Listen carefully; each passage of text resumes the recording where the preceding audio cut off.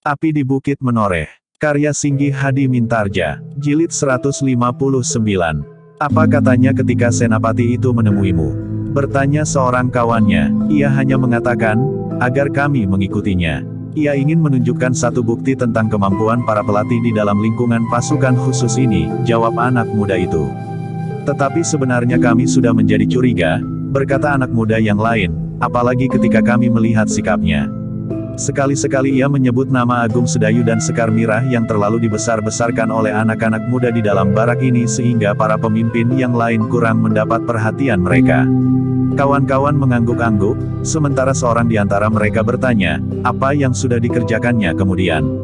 Seorang di antara ketiga orang anak muda yang menyaksikan peristiwa di Pategalan itu pun telah menceritakan serba sedikit, apa yang telah terjadi.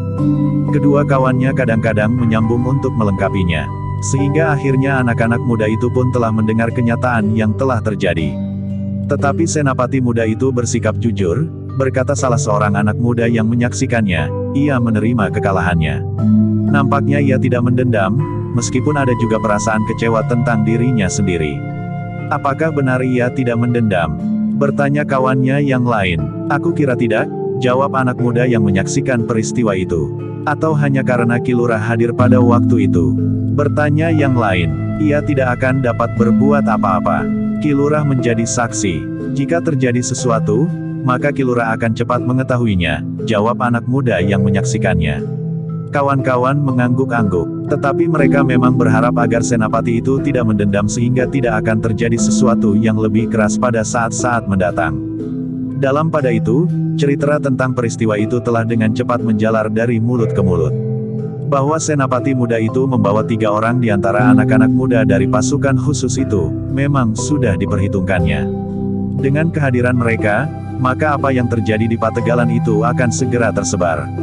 Tetapi sudah tentu bahwa maksudnya adalah, berita tentang kemenangannya atas Sekar Mirah, sehingga anak-anak muda di barak itu mengetahui, bahwa ia adalah seorang pemimpin yang paling baik. Tetapi yang terjadi adalah sebaliknya. Justru Sekar Mirahlah yang menjadi semakin dikagumi oleh anak-anak muda di dalam barak itu. Iklan, laporkan iklan ini. Sebenarnya lah, bahwa dengan demikian, anak-anak muda itu menjadi semakin hormat kepada Sekar Mirah. Mereka tidak lagi menganggap kehadiran Sekar Mirah sebagai sesuatu yang aneh. Namun dalam pada itu, ternyata bahwa Senapati muda itu benar-benar seorang prajurit. Ia mengaku kekalahannya, sebagaimana sudah terjadi. Meskipun ada juga perasaan kecewa dan tersinggung, tetapi ia berhasil menekannya dengan sikap seorang senapati yang jujur.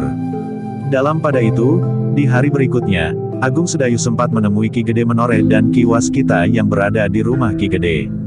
Dengan jelas ia menceritakan apa yang telah terjadi, latar belakangnya dan peristiwanya itu sendiri. Kedua orang tua itu hanya dapat mengangguk-angguk sambil menarik nafas dalam-dalam.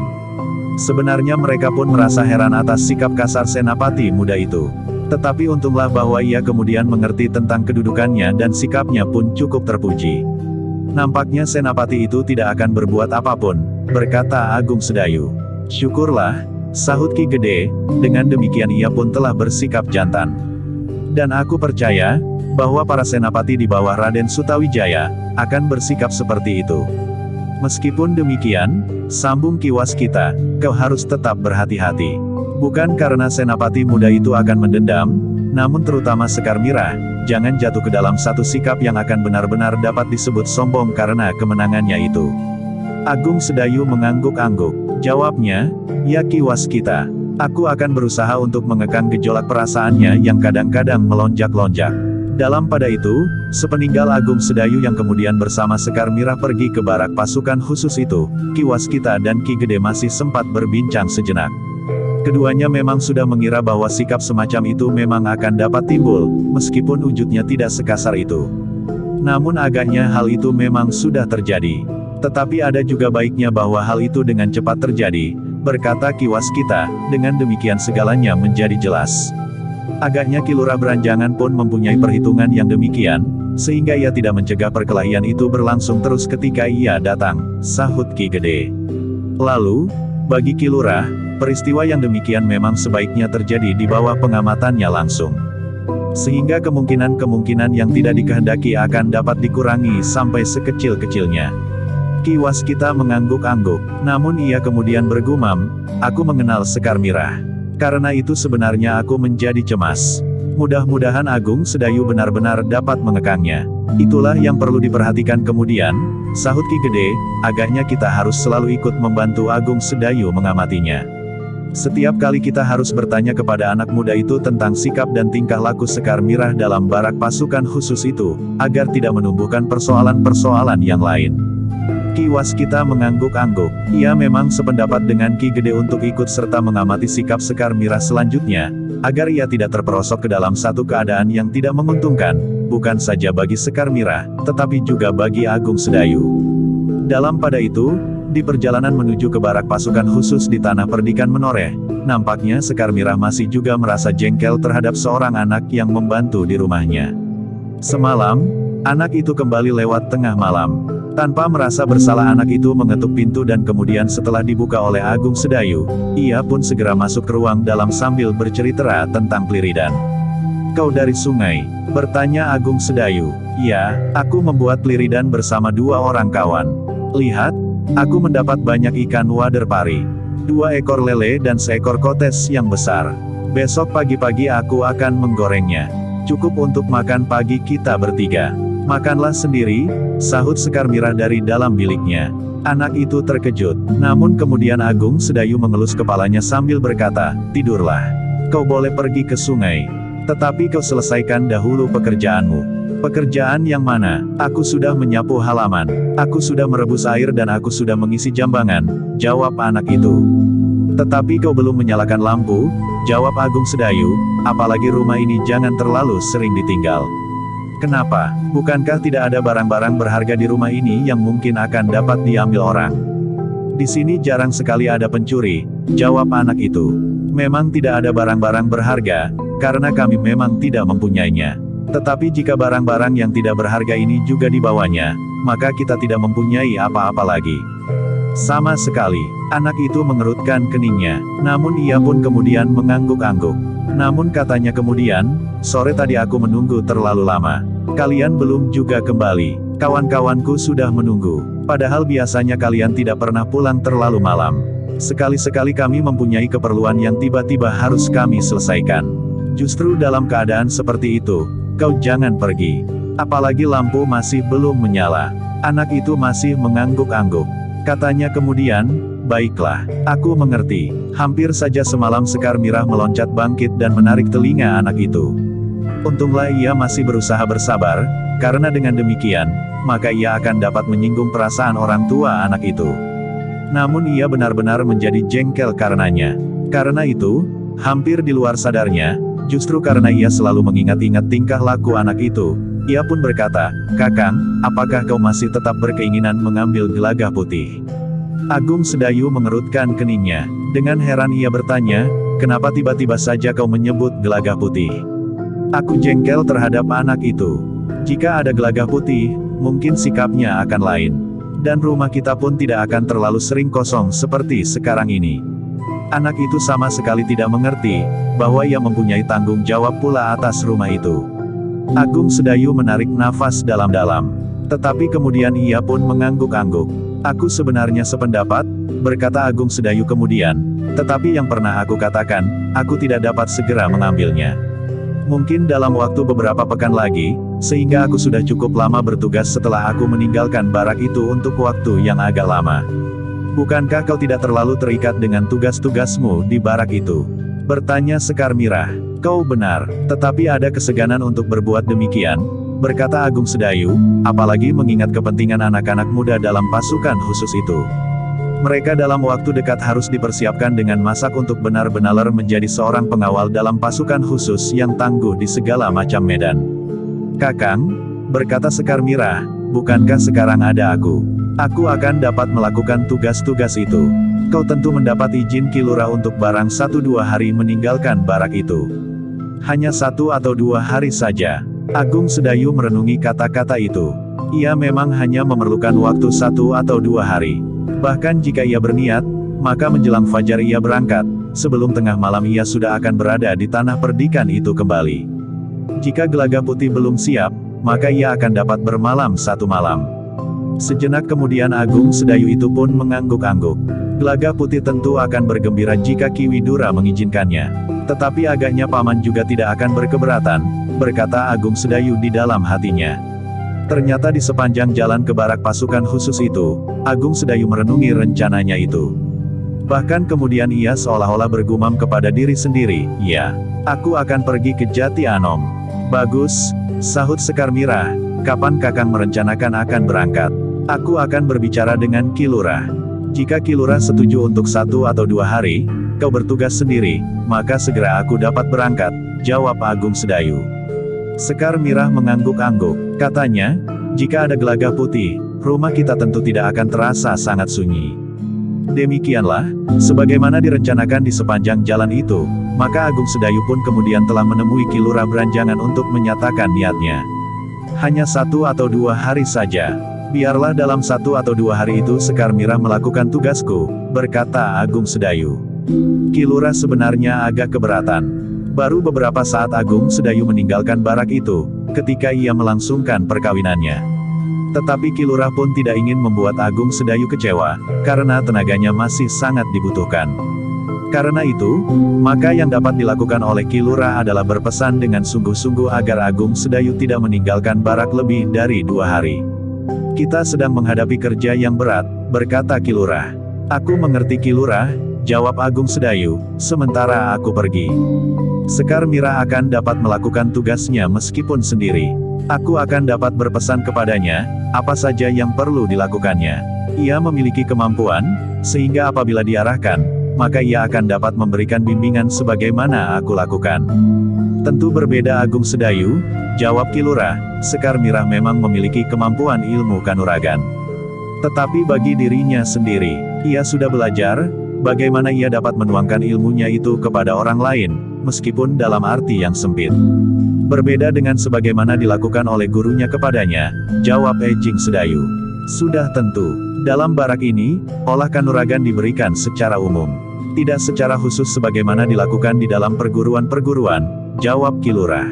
"Untuk itu, Sekar Mirah akan dapat melakukannya," berkata Agung Sedayu kemudian. Ki Lurah mengangguk-angguk. Ia memang tidak dapat ingkar, bahwa Agung Sedayu tentu sudah memberikan beberapa pesan kepada Sekar Mirah, sehingga Sekar Mirah akan dapat berlaku sebagaimana Agung Sedayu dapat melakukan meskipun dalam keterbatasan. Dengan persetujuan Ki Lurah, maka Agung Sedayu memutuskan untuk pergi ke Jati Anom pada keesokan harinya. Karena itu, maka ketika mereka kembali dari barak, maka Agung Sedayu pun segera pergi ke rumah Ki Gede untuk memberitahukan rencananya. "Aku tidak berkeberatan," berkata Ki Gede, "bahkan aku akan senang sekali menerima Angger Gelagah Putih di antara anak-anak muda di tanah perdikan Menoreh. Ia akan dapat berbuat banyak, sebagaimana pernah dilakukan oleh Angger Agung Sedayu." Agung Sedayu mengangguk-angguk, namun terasa juga sentuhan pada perasaannya, seolah-olah Ki Gede mengatakan, bahwa yang dilakukan oleh Agung Sedayu kini sudah jauh susut dibandingkan dengan saat-saat ia datang. Tetapi itu adalah satu kenyataan. Bukan saja karena ia sudah kawin, tetapi barak pasukan khusus itu pun telah merampas sebagian besar dari waktunya.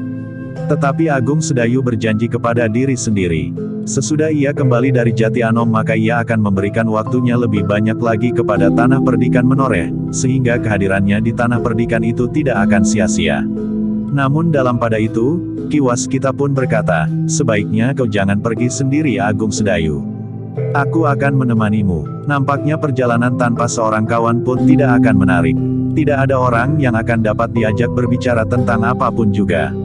Agung Sedayu mengerutkan keningnya, namun kemudian katanya, "Aku akan sangat berterima kasih, jika paman bersedia pergi bersamaku ke Jati Anom. Sekedar untuk kawan berbincang. Jika kepergian kita itu kita lakukan dengan tiba-tiba, tentu hambatan akan dapat dikurangi," berkata Ki Waskita kemudian. Sebenarnya lah seperti yang dikatakan oleh Ki Waskita.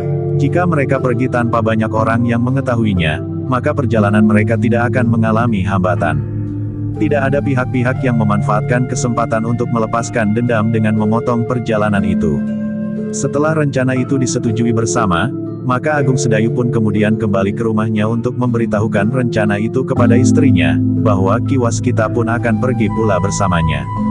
"Syukurlah," berkata Sekar Mirah, "kau akan mendapat kawan di perjalanan Kakang. Bukan saja kawan mengusir kesepian di perjalanan, tetapi dalam keadaan yang gawat, akan dapat banyak memberikan bantuan. Demikianlah di keesokan harinya, Agung Sedayu pun telah bersiap-siap. Setelah makan pagi, maka ia pun minta diri kepada Sekar Mirah untuk berangkat. Ia akan singgah di rumah Ki Gede dan kemudian bersama Ki Waskita menuju ke Jati Anom. Beberapa macam pesan telah disampaikannya kepada Sekar Mirah. Bagaimana ia harus menghadapi anak-anak muda di barak itu. Bagaimana jika ia berhadapan dengan senapati muda yang telah menjajaki ilmunya, yang ternyata adalah seorang laki-laki yang tanggon dan jujur. Dan bagaimana ia menjaga rumah mereka. Jika kau memerlukan satu petunjuk tentang apapun, maka kau dapat menghadapi Ki Gede, berkata Agung Sedayu. Ya, Kakang, mudah-mudahan tidak terjadi sesuatu yang dapat menimbulkan persoalan sepeninggal Kakang, jawab Sekar Mirah. Hati-hatilah, berkata Agung Sedayu ketika ia sudah sampai di regol halaman rumahnya, segala sesuatu yang menyangkut persoalan tanah ini dan persoalan diri sendiri, hubungilah Ki Gede. Sedangkan yang menyangkut barak dan anak-anak muda dari pasukan khusus itu, kau harus selalu melaporkannya kepada Ki Lurah. Jangan cepat mengambil sikap sendiri. Sekar Mirah mengangguk-angguk, sambil tersenyum ia berkata, jangan cemas Kakang. Aku akan belajar mengekang diri sendiri. Agung Sedayu pun tersenyum pula. Namun kemudian ia pun berkata, baiklah. Selamat tinggal. Sekar Mirah melambaikan tangannya ketika kuda Agung Sedayu mulai bergerak. Sekar Mirah berdiri di regol halaman rumahnya sampai Agung Sedayu hilang di tikungan. Sejenak kemudian, maka ia pun mulai berkemas. Ia akan pergi ke barak seorang diri pada hari itu, dan mungkin di keesokan harinya pula. Ternyata Sekar Mirah agak malas berjalan seorang diri pergi ke barak. Karena itu, maka ia pun telah menyiapkan kudanya. Ia akan pergi ke barak dengan berkuda.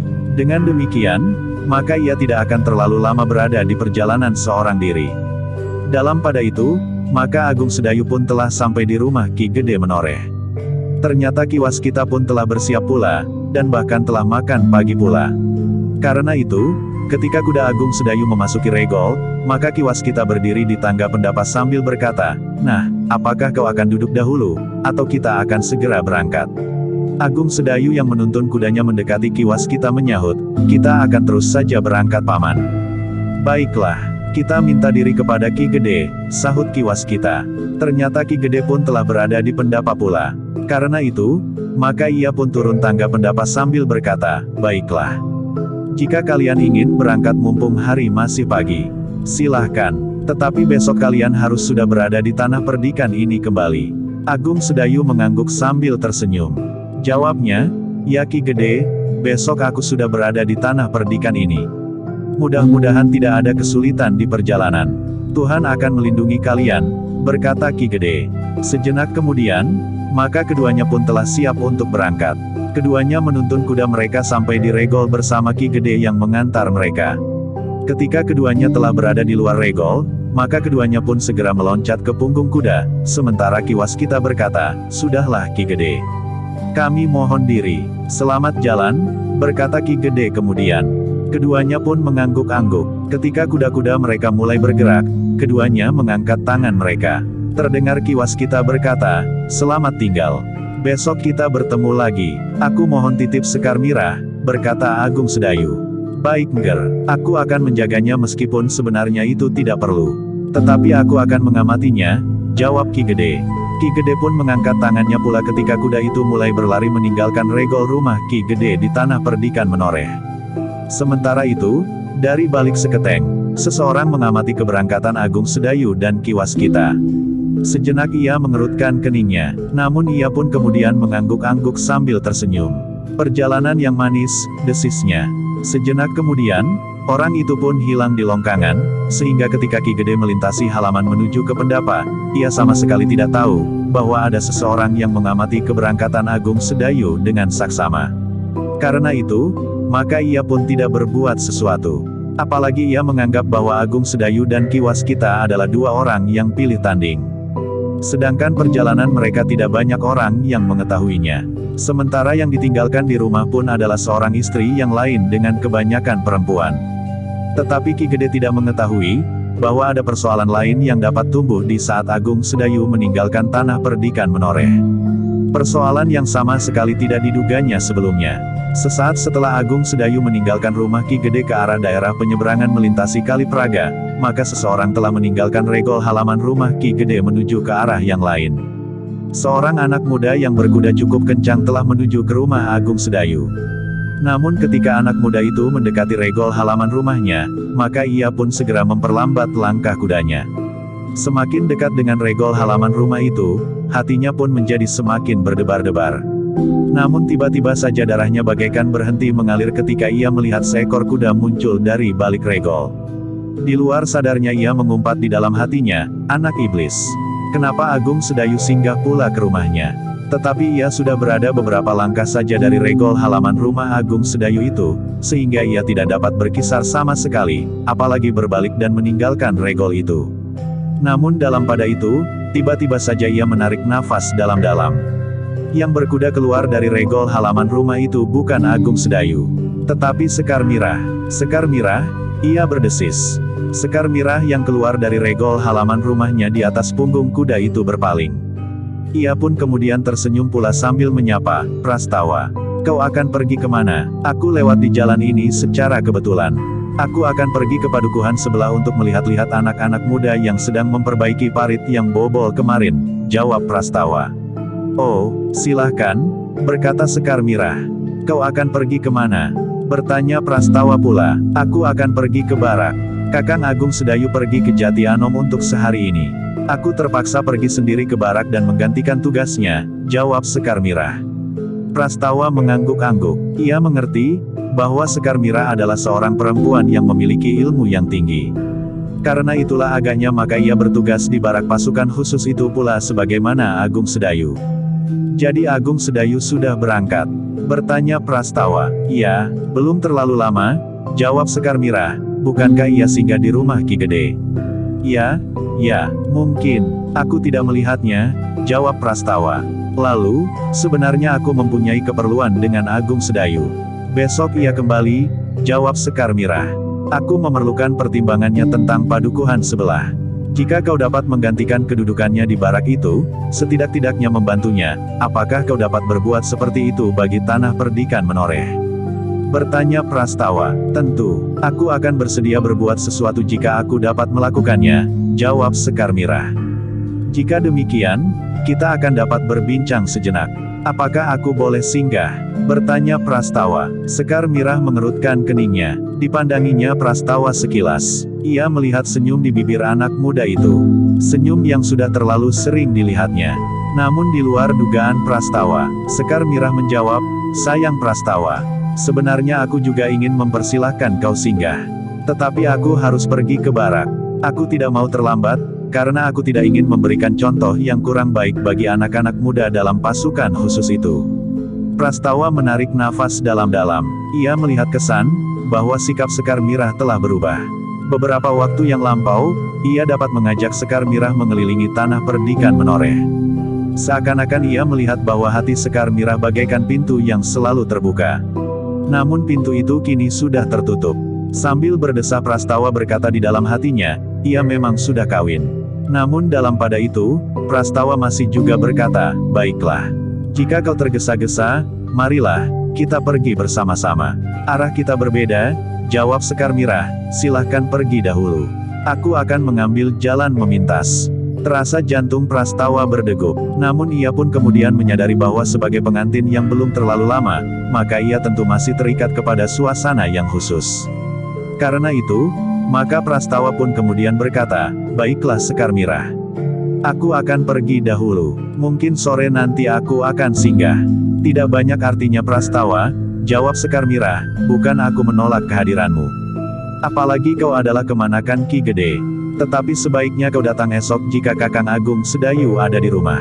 Dengan demikian kita akan dapat berbicara panjang tentang persoalan yang sedang terjadi di tanah perdikan ini. Prastawa menarik nafas panjang. Kemudian jawabnya, baiklah, pada saatnya aku akan menemui Agung Sedayu. Sejenak kemudian Prastawa pun meninggalkan Sekar Mirah yang masih berada di punggung kudanya. Beberapa langkah kemudian ia masih sempat berpaling. Tetapi ternyata bahwa Sekar Mirah sudah menghadap ke arah yang lain. Sekar Mirah pun mulai menggerakkan kendali kudanya menuju ke arah yang berlawanan. Perempuan yang tinggi hati, berkata Prastawa kepada diri sendiri, ia terlalu bangga menjadi istri Agung Sedayu, sehingga sikapnya menjadi sombong. Tetapi pada suatu saat ia akan tahu, siapakah Prastawa itu. Sejenak kemudian Prastawa pun telah mendera kudanya untuk berlari lebih kencang lagi. Sementara itu Sekar Mirah pun telah bergerak menuju ke barak lewat jalan lain dari jalan yang dilalui oleh Prastawa. Sementara itu Prastawa masih saja bergumam, sebenarnya Sekar Mirah dapat juga menempuh jalan ini menuju ke barak. Bahkan jalan ini adalah jalan yang lebih baik. Agaknya ia memang sengaja menghindari perjalanan bersama aku. Sebenarnya lah Sekar Mirah memang menghindari perjalanan bersama Prastawa. Ia sadar bahwa suaminya justru tidak sedang berada di rumah, sehingga nampaknya tentu akan kurang baik jika ia pergi bersama Prastawa yang pada masa gadisnya pernah berhubungan agak rapat meskipun masih dalam batas-batas tertentu. Tetapi yang hubungan itu pernah menarik perhatian Pandanwangi dan Swandaru, sehingga keduanya pernah mempersoalkannya secara khusus. Sejenak kemudian, maka Sekar Mirah pun telah berpacu di bulak panjang menuju ke barak pasukan khusus di tanah perdikan itu. Dalam pada itu, terasa perasaan Prastawa memang tersinggung oleh sikap Sekar Mirah. Tetapi ia tidak dapat berbuat sesuatu, karena ia sadar bahwa Sekar Mirah memiliki ilmu yang luar biasa sebagaimana Agung Sedayu sendiri. Hanya karena Agung Sedayu mempunyai pengaruh di barak pasukan khusus itu ia menjadi sangat sombong, berkata Prastawa di dalam hatinya, ia tidak mau menerima aku untuk singgah barang sejenak. Bahkan berkuda bersama pun ia sama sekali tidak bersedia. Di luar sadarnya Prastawa menggeretakkan giginya. Namun kemudian katanya, tetapi suasana itu tidak akan lama. Pada saatnya ia menjadi kecewa. Agung Sedayu bukan orang yang tepat bagi Sekar Mirah. Prastawa pun kemudian memacu kudanya di sepanjang bulak panjang. Tetapi karena ia tidak mempunyai tujuan tertentu, maka akhirnya kudanya itu pun telah melingkar kembali menuju ke padukuhan induk, dan akhirnya memasuki regol rumah Ki Gede kembali. Kau dari mana? Bertanya seorang bebahu tanah perdikan. Sekedar melihat keadaan paman, jawab Prastawa. Bebahu itu tidak bertanya lagi. Tetapi ia menjadi agak heran bahwa sepagi itu Prastawa telah sempat melihat-lihat keadaan. Sementara itu, Sekar Mirah pun telah berada di barak. Setelah mengikat kudanya di tempat yang tersedia, maka ia pun langsung pergi ke tempat tugasnya, yang biasa dilakukannya bersama Agung Sedayu. Tetapi karena Agung Sedayu tidak ada di tanah perdikan, maka Sekar Mirah telah melakukannya sendiri. Sebenarnya ia agak cemas juga menghadapi senapati muda yang telah dikalahkannya. Justru karena Agung Sedayu tidak ada. Jika ia mendendam, maka ia akan dapat mempergunakan kesempatan itu sebaik-baiknya. Meskipun seorang dengan seorang Sekar Mirah sama sekali tidak gentar, tetapi senapati muda itu akan dapat berbuat banyak. Namun ternyata bahwa kecemasan itu tidak beralasan. Senapati muda itu benar-benar bersikap jujur. Ia sama sekali tidak mendendam. Bahkan sikapnya wajar seolah-olah tidak pernah terjadi sesuatu. Karena itu, maka Sekar Mirah pun dapat melakukan tugasnya sebaik-baiknya sebagaimana dipesankan oleh Agung Sedayu. Pada saat Sekar Mirah sibuk di barak pasukan khusus, maka Agung Sedayu dan Ki Waskita telah menempuh perjalanan yang cukup panjang. Mereka telah menyeberangi Kali Praga dengan selamat. Tidak ada seorang pun yang mengganggunya. Apalagi perjalanan Agung Sedayu dan Ki Waskita tidak banyak diketahui orang, karena mereka melakukannya seolah-olah tanpa direncanakan lebih dahulu. Keduanya memang menghindari jalan yang melintasi Mataram, agar mereka tidak usah singgah. Meskipun hanya sebentar, namun dengan demikian waktu mereka akan tersita. Sehingga karena itu, maka keduanya telah memilih jalan lain. Tidak banyak yang terjadi di perjalanan. Kecuali debu yang mengotori tubuh, maka segalanya berjalan dengan lancar. Meskipun demikian, mereka memerlukan berhenti untuk beristirahat di pinggir Kali Opak. Sambil memberi kesempatan kepada kuda-kuda mereka beristirahat dan makan rerumputan segar, maka keduanya membersihkan diri dari debu yang melekat. Dalam pada itu, ternyata jalan yang melintasi Kali Opak itu pun cukup ramai. Beberapa orang hilir mudik melintasi sungai yang tidak terlalu deras, meskipun cukup lebar. Di saat sungai itu tidak banjir, maka orang-orang yang melintas dapat langsung menyeberang tanpa mempergunakan rakit. Tetapi jika saatnya hujan turun di lereng gunung, maka arus sungai itu pun menjadi kian besar, sehingga seseorang yang ingin menyeberanginya harus mempergunakan rakit seperti mereka yang menyeberangi Kali Praga. Agung Sedayu dan Ki Waskita kemudian duduk beberapa puluh langkah dari jalur penyeberangan. Mereka menunggu sampai kuda mereka menjadi kenyang. Ternyata bahwa arus lalu lintas jalan itu masih belum banyak dipengaruhi oleh suasana hubungan antara Mataram dan Pajang yang menjadi semakin buram. Nampaknya jalan itu masih tetap ramai. Beberapa buah pedati telah melewati jalur penyeberangan itu dengan membawa berbagai macam muatan. Hasil bumi, hasil kerajinan dan alat-alat pertanian dengan perabot-perabot rumah tangga yang terbuat dari kayu dan gerabah. Dalam pada itu, Agung Sedayu yang mengamati arus lalu lintas itu di luar sadarnya bergumam, "Paman, jika kehidupan yang mulai menjadi sibuk seperti itu harus dihancurkan oleh permusuhan, maka kita akan terpelanting ke dalam satu keadaan surut beberapa tahun." Ki Waskita mengangguk-angguk. Katanya, "Kau benar Nger. Segalanya harus dimulai lagi. Apalagi jika dengan demikian akan memberikan bekas-bekas dendam dan kebencian. Maka untuk memulihkan keadaan seperti ini diperlukan waktu bertahun-tahun. Jika saja kita semuanya dapat menahan diri, saling memberi dan menerima, maka pertengkaran akan dapat dihindari. Tetapi jika kita berpegang kepada keinginan dan kepentingan diri, maka benturan kepentingan itu akan dapat menelan peradaban manusia itu sendiri," gumam Agung Sedayu kemudian. Ki Waskita mengangguk-angguk pula. Tetapi ia tidak menyahut. Perhatiannya mulai tertuju kepada sekelompok prajurit yang melintasi Sungai Opa menuju ke arah barat. Tetapi prajurit-prajurit itu sama sekali tidak berpaling ke arah Ki Waskita dan Agung Sedayu beristirahat.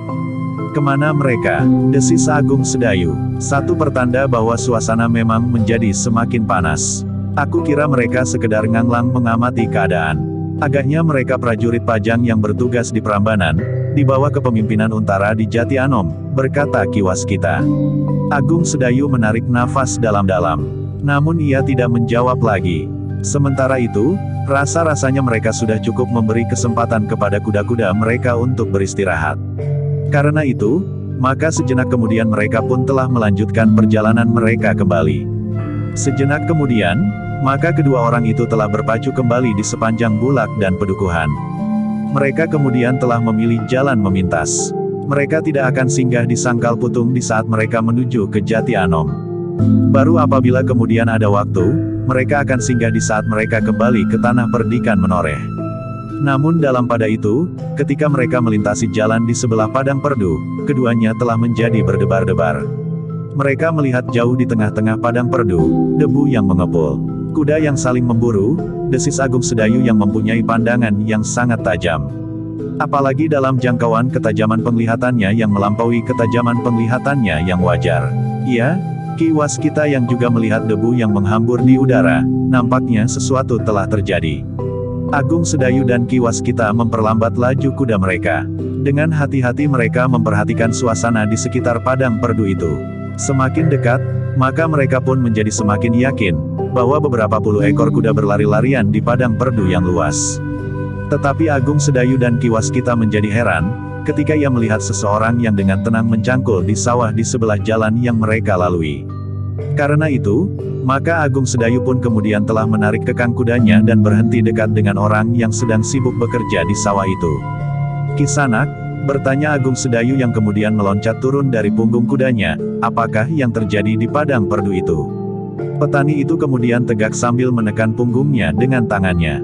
Kemudian sambil berpaling ke arah debu yang memutih di Padang Perdu ia berkata, "Prajurit-prajurit Pajang yang berada di Prambanan." "Kenapa dengan prajurit-prajurit itu?" bertanya Agung Sedayu pula. "Mereka sedang geladi perang berkuda. Hampir setiap hari ada geladi. Sejak beberapa lama, bahkan kadang-kadang senapati besar di Jati Anom sering hadir dan memimpin geladi itu sendiri," jawab petani itu. "Ki Untara maksudmu?" bertanya Agung Sedayu. "Ya, Ki Untara. Bukan saja geladi perang berkuda, tetapi kadang-kadang para petani itu geladi perang darat dan gelar perang di Padang Perdu yang panas berdebu itu sehari-harian," jawab orang itu. Agung Sedayu mengangguk-angguk. Katanya, "Syukurlah, aku sudah menjadi ketakutan. Aku kira telah terjadi sesuatu di Padang Perdu itu, sehingga akan dapat mencelakai kami berdua." "Tidak Kisanak, berjalan sajalah terus. Mereka tidak akan berbuat apa-apa. Memang kadang-kadang orang-orang yang lewat di jalan ini menjadi ragu-ragu. Tetapi jika mereka melihat kami bekerja di sawah dengan tenang, maka mereka tentu mengambil kesimpulan bahwa tidak terjadi sesuatu yang berbahaya bagi perjalanan mereka." Agung Sedayu mengangguk-angguk. Kemudian katanya, "Terima kasih Kisanak. Jika demikian, kami akan melanjutkan perjalanan kami." "Silahkan, tidak akan terjadi apa-apa," berkata orang itu. Agung Sedayu pun kemudian meloncat ke punggung kudanya. Meskipun agak ragu, namun keduanya pun kemudian melanjutkan perjalanan. Sementara itu debu masih saja mengepul. Dari kejauhan Agung Sedayu dan Ki Waskita melihat tangkai-tangkai tombak yang panjang mencuat di antara pepohonan perdu. Namun kemudian mereka pun melihat, bahwa tombak-tombak itu ternyata berujung tumpul. Benar-benar geladi, berkata Agung Sedayu. Ki Waskita mengangguk-angguk, dipandanginya latihan perang-perangan yang dilakukan di padang perdu yang berjarak beberapa ratus langkah dari jalan yang mereka lalui itu. Nampaknya latihan itu bukan sekedar latihan menunggang kuda, tetapi juga gelar dan keterampilan olah senjata. Ki Waskita yang juga memandangi latihan itu kemudian berdesis, memang satu pertanda yang mendebarkan ger. Nampaknya Untara tidak mau ketinggalan dari pasukan yang dipimpin oleh Ki Tumenggung Prabadaru. Setidak-tidaknya Untara tidak mau digilas oleh Prabadaru dengan pasukan khususnya. Karena itu, maka Untara pun telah membuat pasukannya sekuat pasukan khusus. Latihan-latihan dilakukan dengan cermat dan bersungguh-sungguh.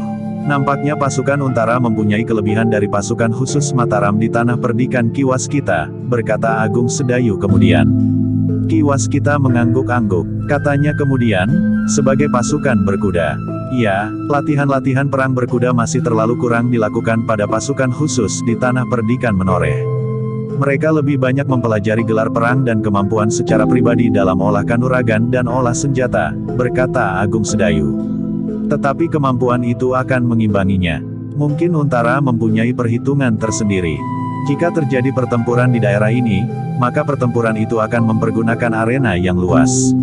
Sawah dan pategalan, sehingga pasukan berkuda di sini mendapat perhatian yang besar, sahut Ki Waskita, tetapi itu bukan berarti bahwa pasukan khusus di tanah perdikan Menoreh dapat melupakan unsur pasukan berkuda. Nampaknya pasukan berkuda di dalam lingkungan pasukan khusus di Pajang pun mendapat perhatian yang besar. Karena itu, maka Untara pun telah membuat imbangan kekuatan dengan pasukan berkudanya. Meskipun pasukan Untara bukan pasukan khusus, tetapi menilik sikap Untara di saat terakhir, maka ia telah menempa pasukannya sehingga tidak akan kurang nilainya dari pasukan khusus itu sendiri. Agung Sedayu mengangguk-angguk, namun yang dilihatnya itu merupakan satu peringatan, bahwa pasukan khususnya di tanah perdikan Menoreh pun harus memperhatikan keterampilan berkuda. Setidak-tidaknya sekelompok dari mereka akan menjadi inti dari pasukan berkuda. Dalam perang berarena luas, pasukan berkuda akan sangat penting artinya. Dalam pada itu, Agung Sedayu dan Ki Waskita pun semakin lama menjadi semakin jauh dari padang perdu itu. Mereka melintasi sebuah bulak panjang dan kemudian mendekati sebuah hutan yang tidak terlalu lebat. Mereka akan lewat di pinggir hutan itu. Meskipun jalan itu menyusuri pinggiran hutan, tetapi jalan itu tidak terlalu sepi. Jarang terjadi, seekor binatang buas keluar dari hutan itu dan mengganggu orang yang sedang lewat. Kecuali karena di hutan itu jarang sekali terdapat binatang yang termasuk binatang buas, juga hutan itu memang sudah terlalu sering dirambati kaki manusia. Bahkan orang mencari kayu pun berani memasuki hutan itu. Ketika Agung Sedayu dan Ki Waskita sampai ke pinggir hutan itu, mereka pun tertegun. Dari arah yang berlawanan mereka melihat beberapa orang berkuda berpacu dengan cepatnya. Kita akan berpapasan dengan sekelompok orang berkuda, berkata Ki Waskita. Agung Sedayu pun mengangguk. Jawabnya, ya paman. Dan kita belum tahu, siapakah mereka. Tetapi Agung Sedayu dan Ki Waskita sama sekali tidak berhenti. Meskipun demikian keduanya menjadi sangat berhati-hati. Memang banyak kemungkinan akan dapat terjadi. Semakin dekat mereka dengan sekelompok orang-orang berkuda itu, jantung Agung Sedayu dan Ki Waskita menjadi semakin berdebaran. Bahkan kemudian terasa darah mereka semakin cepat mengalir. Kakang Untara, desis Agung Sedayu. Ki Waskita memerlukan waktu sejenak untuk memperhatikan orang berkuda di paling depan. Namun akhirnya ia pun berdesis, ya. Angger Untara. Agung Sedayu dan Ki Waskita pun memperlambat kuda mereka. Kudanya pun kemudian menepi dan bahkan berhenti. Ternyata Untara pun telah melihat mereka, sehingga ia pun telah memperlambat kudanya. Demikian pula beberapa orang pengiringnya. Akhirnya kedua belah pihak telah berhenti. Untara yang kemudian mendekat bertanya kepada adiknya, "Kau akan kemana?" "Aku akan menemui Paman Widura," jawab Agung Sedayu. "Apakah ada sesuatu yang penting?" bertanya Untara pula. "Tidak Kakang," jawab Agung Sedayu, "aku hanya ingin berbicara tentang Gelagah Putih. Rasa-rasanya kami berdua terlalu sepi di tanah perdikan Menoreh. Aku ingin minta izin kepada Paman Widura, untuk mengajak Gelagah Putih bersama kami. Untara mengangguk-angguk, namun kemudian katanya, apakah Sekar Mirah sudah sependapat? Jika tidak, maka keadaannya akan menjadi sulit. Sekar Mirahlah yang berada di rumah setiap hari. Ialah yang banyak menentukan. Jika ia tidak setuju, maka akan dapat timbul persoalan. Aku sudah berbicara dengan Sekar Mirah. Ia tidak berkeberatan, jawab Agung Sedayu. Ada niatnya untuk mengatakan bahwa Sekar Mirah telah ikut bersamanya memberikan latihan-latihan di barak pasukan khusus. Tetapi niat itu diurungkannya, karena ia tidak sempat untuk dapat memberikan penjelasan secukupnya. Nanti saja kalau aku mendapatkan kesempatan berbicara lebih panjang, berkata Agung Sedayu di dalam hatinya. Dalam pada itu, maka Agung Sedayulah yang kemudian justru bertanya, Kakang akan pergi kemana? Aku akan melihat latihan. Apakah kau melihat para prajurit latihan di padang perdu sebelah? Sahut Untara. Ya, Kakang. Aku melihatnya. Semula aku menjadi berdebar-debar melihat debu yang mengepul. Tetapi seorang petani mengatakan, bahwa mereka hanya sekedar melakukan latihan. Agaknya latihan seperti itu sudah terlalu sering diselenggarakan, berkata Agung Sedayu kemudian. Ya, hampir setiap hari. Prajurit-prajuritku harus menjadi prajurit yang baik, berkata Untara. Dan kemudian sambil berpaling ke arah Ki Waskita ia berkata, aku tidak dapat mempersilahkan Ki Waskita untuk singgah. Terima kasih Ngger. Bukankah Angger Untara sedang menjalankan tugas? Sementara itu, kami pun hanya mempunyai waktu yang sangat sempit, jawab Ki Waskita. Baiklah, berkata Untara kemudian, kita akan saling berpisah. Kita masing-masing akan meneruskan perjalanan kita. Untara pun kemudian minta diri. Ia pun kemudian berpacu diikuti oleh para pengiringnya. Agaknya ia akan menyaksikan latihan yang diselenggarakan oleh para prajuritnya di Prambanan. Sejenak kemudian Agung Sedayu dan Ki Waskita pun meneruskan perjalanan mereka pula. Sekali-sekali mereka berpaling. Untara dan pengiringnya pun menjadi semakin jauh. Sementara debu berhamburan di belakang kaki kudanya yang berlari kencang. Agung Sedayu dan Ki Waskita tidak tergesa-gesa. Sepanjang jalan mereka telah memperbincangkan tentang perkembangan suasana. Agaknya Untara dapat melihat tembus ke dalam lingkungan keprajuritan Pajang. Nampaknya ia pun dapat mengurai hubungan para pemimpin Pajang dengan Kanjeng Sultan yang tengah mengalami kemunduran kesehatan yang cepat. Keadaan menjadi semakin suram, desis Ki Waskita. Dan anak-anak di barak pasukan khusus di Tanah Perdikan itu masih belum siap, gumam Agung Sedayu. Tetapi mereka sudah berada pada tataran yang cukup, sahut Ki Waskita. Lalu, pada saat-saat terakhir latihan-latihan nampaknya menjadi semakin meningkat. Sejak kita melihat, tataran mereka dalam benturan ilmu di tepian. Mudah-mudahan dalam waktu singkat, anak-anak itu sempat menyusul kekurangan mereka, berkata Agung Sedayu. Tetapi mereka sudah menguasai ilmu yang terpenting. Bahkan mereka sudah mulai mendalaminya, terutama olah kanuragan secara pribadi, sahut Ki Waskita. Agung Sedayu menarik nafas dalam-dalam. Sambil mengangguk-angguk ia pun kemudian berkata, bagaimanapun juga, kita masih harus bekerja keras Paman. Ki Waskita memandang Agung Sedayu sekilas. Kemudian katanya, iya, kita memang harus bekerja keras. Untuk sesaat keduanya pun saling berdiam diri. Mereka menyusuri jalan yang semakin menanjak lereng Gunung Merapi. Namun mereka akan melingkari lereng itu sehingga akhirnya mereka akan sampai ke sisi sebelah timur, masih jauh di bawah lambung. Tidak banyak persoalan yang mereka lihat di perjalanan. Semakin lama mereka pun menjadi semakin dekat dengan Jati Anom. Namun mereka tidak memilih jalan dari arah timur. Tetapi mereka datang dari arah putaran kaki gunung. Meskipun jalan lebih sulit, tetapi jaraknya menjadi lebih dekat. Ketika mereka memasuki Kademangan Jati Anom, mereka menjadi berdebar-debar. Mereka memperlambat kuda mereka, ketika dari kejauhan mereka melihat padukuhan Banyu Asri. Apakah Paman Widura ada di Jati Anom atau di Banyu Asri? Bertanya Agung Sedayu. Kita lihat di Padepokan Sajangger, jawab Ki Waskita. Baru kemudian kita akan menyusulnya ke Banyu Asri, jika Ki Widura tidak berada di Padepokan. Agung Sedayu mengangguk-angguk. Mereka pun meneruskan perjalanan mereka menuju ke Padepokan kecil di ujung Kademangan Jati Anom. Tetapi mereka tidak memilih jalan induk yang melalui rumah Untara yang dipergunakan untuk para prajurit Pajang di Jati Anom. Beberapa saat kemudian, mereka pun telah sampai ke regol halaman Padepokan kecil di Jati Anom. Yang pertama-tama melihat mereka adalah seorang cantrik. Sambil berlari-lari cantrik itu menyongsong Agung Sedayu yang meloncat turun dari kudanya diikuti oleh Ki Waskita. "Selamat datang," berkata cantrik itu sambil menerima kuda Agung Sedayu dan Ki Waskita. "Marilah. Kebetulan Ki Widura ada di sini." "Oh," desis Agung Sedayu, "syukurlah. Hampir saja aku berbelok menuju ke Banyu Asri." "Marilah. Memang beberapa hari Ki Widura berada di Banyu Asri. Baru kemarin Ki Widura kembali ke Padepokan," jawab cantrik itu. "Gelagah Putih?" bertanya Agung Sedayu pula. "Ia berada di Padepokan," jawab cantrik itu pula. "Dan Kiai Gringsing?" Ki Waskita yang bertanya. "Kiai Gringsing berada di Sangkal Putung." "Sudah beberapa hari," jawab cantrik itu. Agung Sedayu mengangguk-angguk. Bersama Ki Waskita ia pun kemudian melintasi halaman dan naik ke pendapa. Sementara cantrik yang sudah mengikat kuda itu di samping pendapa, segera memberitahu kehadiran Agung Sedayu dan Ki Waskita kepada Ki Widura dan Gelagah Putih.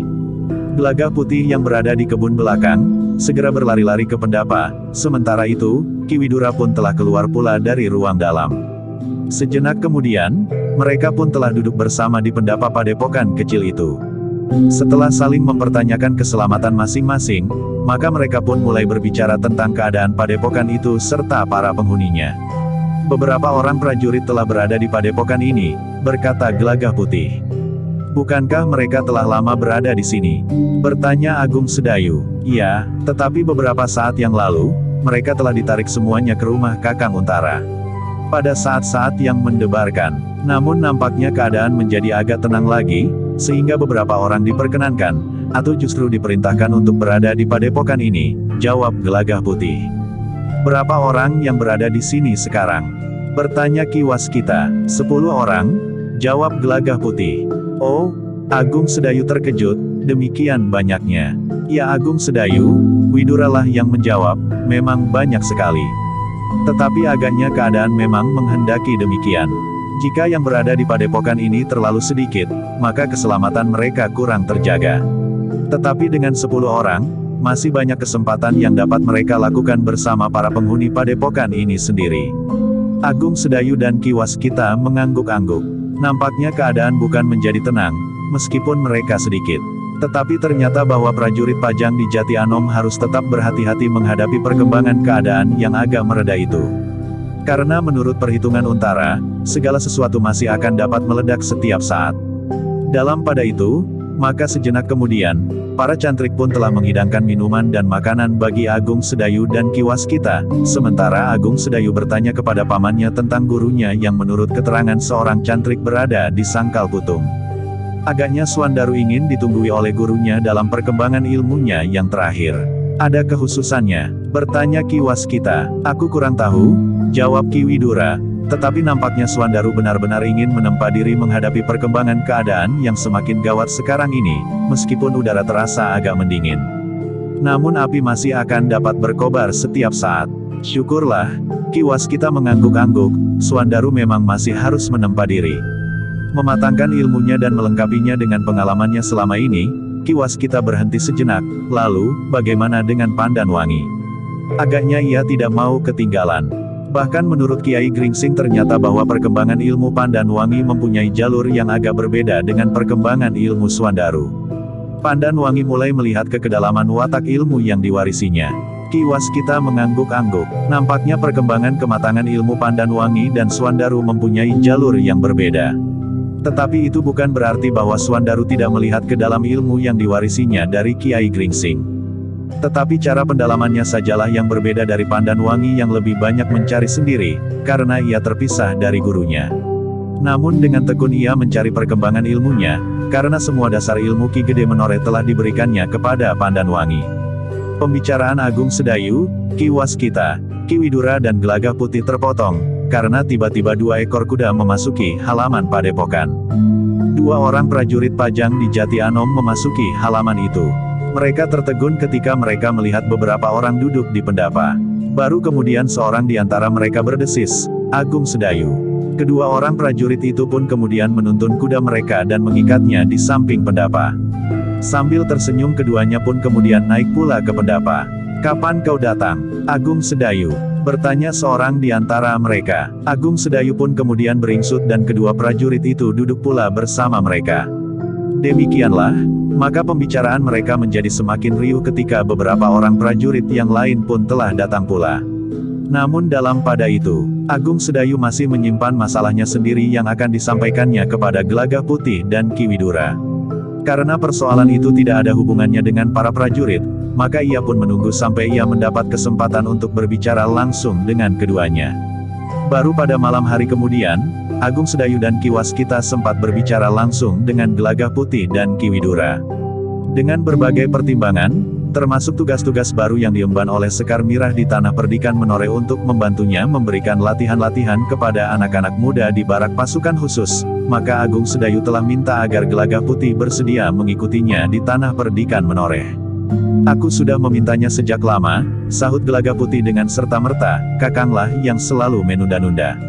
Aku menunggu saat yang sebaik-baiknya, jawab Agung Sedayu, dan sekarang saat itu sudah tiba.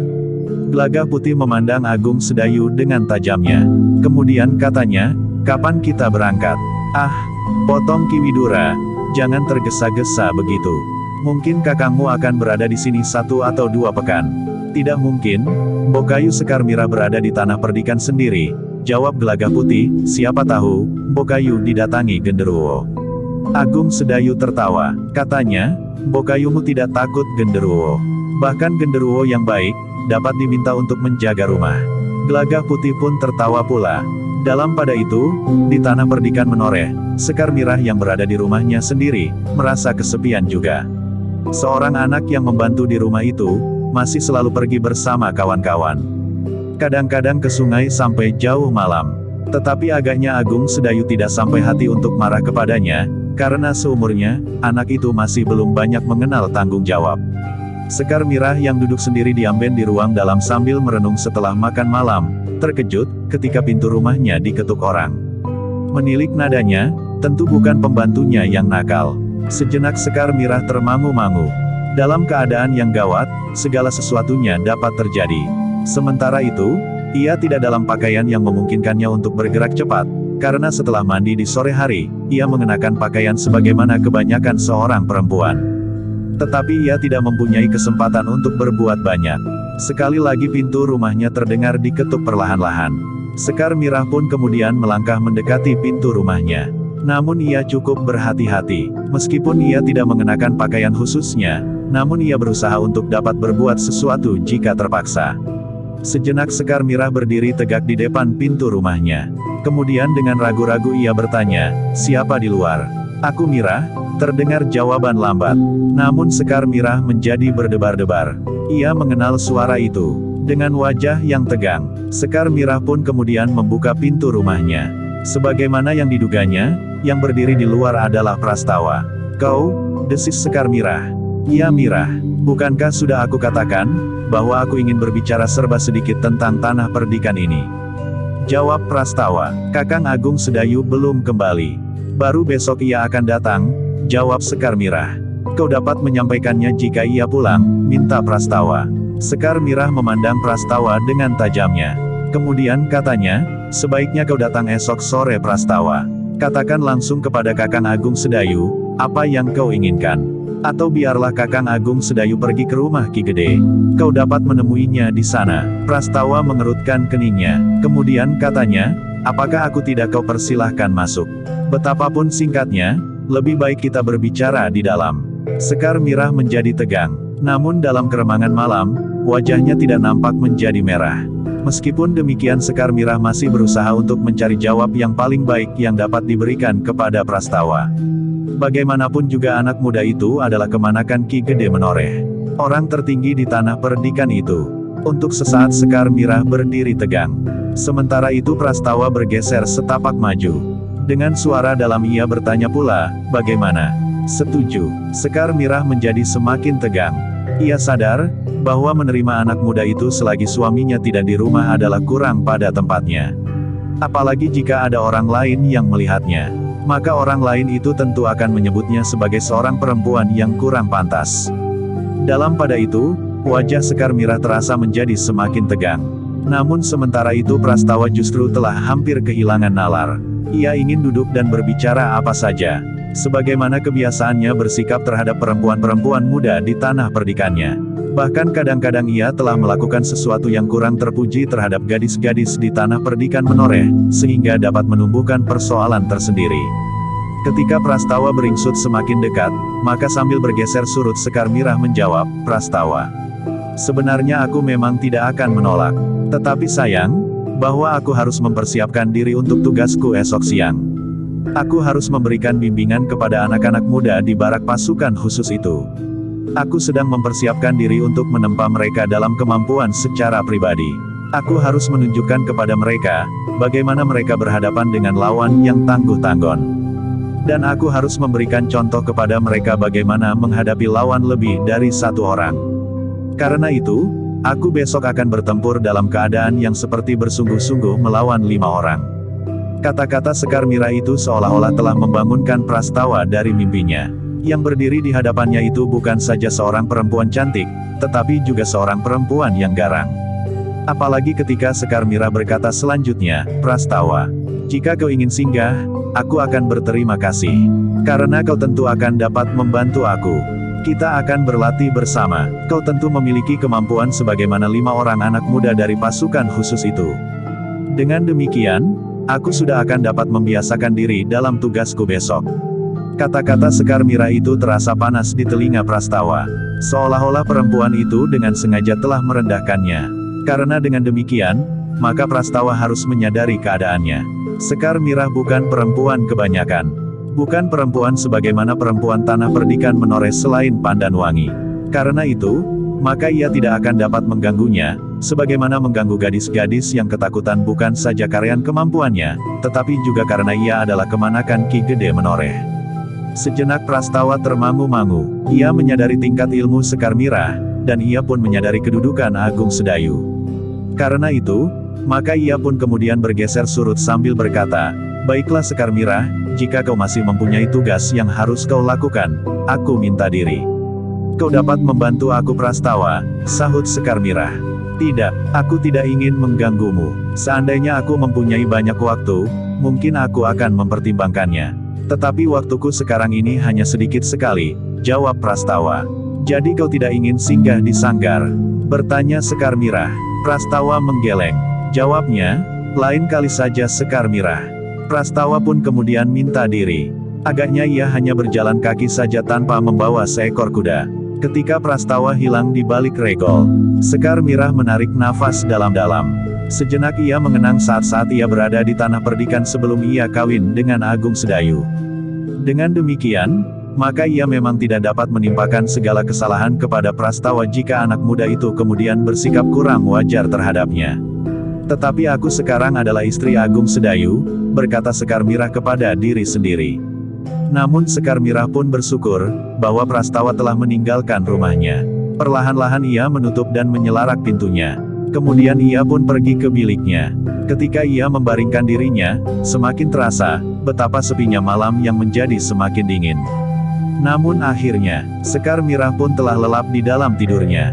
Dalam pada itu, selagi Sekar Mirah sudah mulai dengan mimpinya yang gelisah, di Sangkal Putung, Agung Sedayu masih berbincang dengan Ki Waskita, Ki Widura dan Gelagah Putih. Sekali-sekali mereka tertawa oleh gurau yang segar. Gelagah Putih yang gembira menjadi semakin banyak berbicara. "Aku akan kembali besok," tiba-tiba Agung Sedayu berkata, "Apakah kau akan pergi bersamaku besok, atau aku akan datang lagi menjemputmu?" "Kenapa harus menjemput aku lagi? Besok aku pergi bersamamu Kakang," jawab Gelagah Putih. "Kau minta diri kepada ayah," berkata Agung Sedayu pula. "Ayah sudah mendengar sendiri persoalan yang kita bicarakan ini," jawab Gelagah Putih heran. "Tetapi kau harus minta diri," Agung Sedayu menekankan. Gelagah Putih menarik nafas dalam-dalam. Ia memang merasa aneh, bahwa ia harus memberitahukan persoalannya kepada orang yang sudah mengetahuinya. Namun kemudian Gelagah Putih pun melakukannya. Katanya, "Ayah, jika ayah tidak berkeberatan, besok aku akan pergi ke tanah perdikan menoreh mengikuti Kakang Agung Sedayu." Ki Widura tersenyum. Katanya, "Baiklah Gelagah Putih. Tetapi jika demikian, esok pagi-pagi kau harus pergi ke Banyu Asri.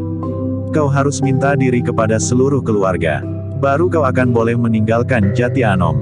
Sementara itu, Malam ini kau harus mengemasi pakaian dan mungkin barang-barangmu yang akan kau bawa besok. Baiklah ayah, jawab Gelagah Putih, malam ini aku akan berkemas. Esok pagi-pagi aku akan ke Banyu Asri. Sebenarnya lah bahwa malam itu Gelagah Putih telah mengemasi pakaian yang akan dibawanya. Tidak terlalu banyak, ia hanya membawa seperlunya saja.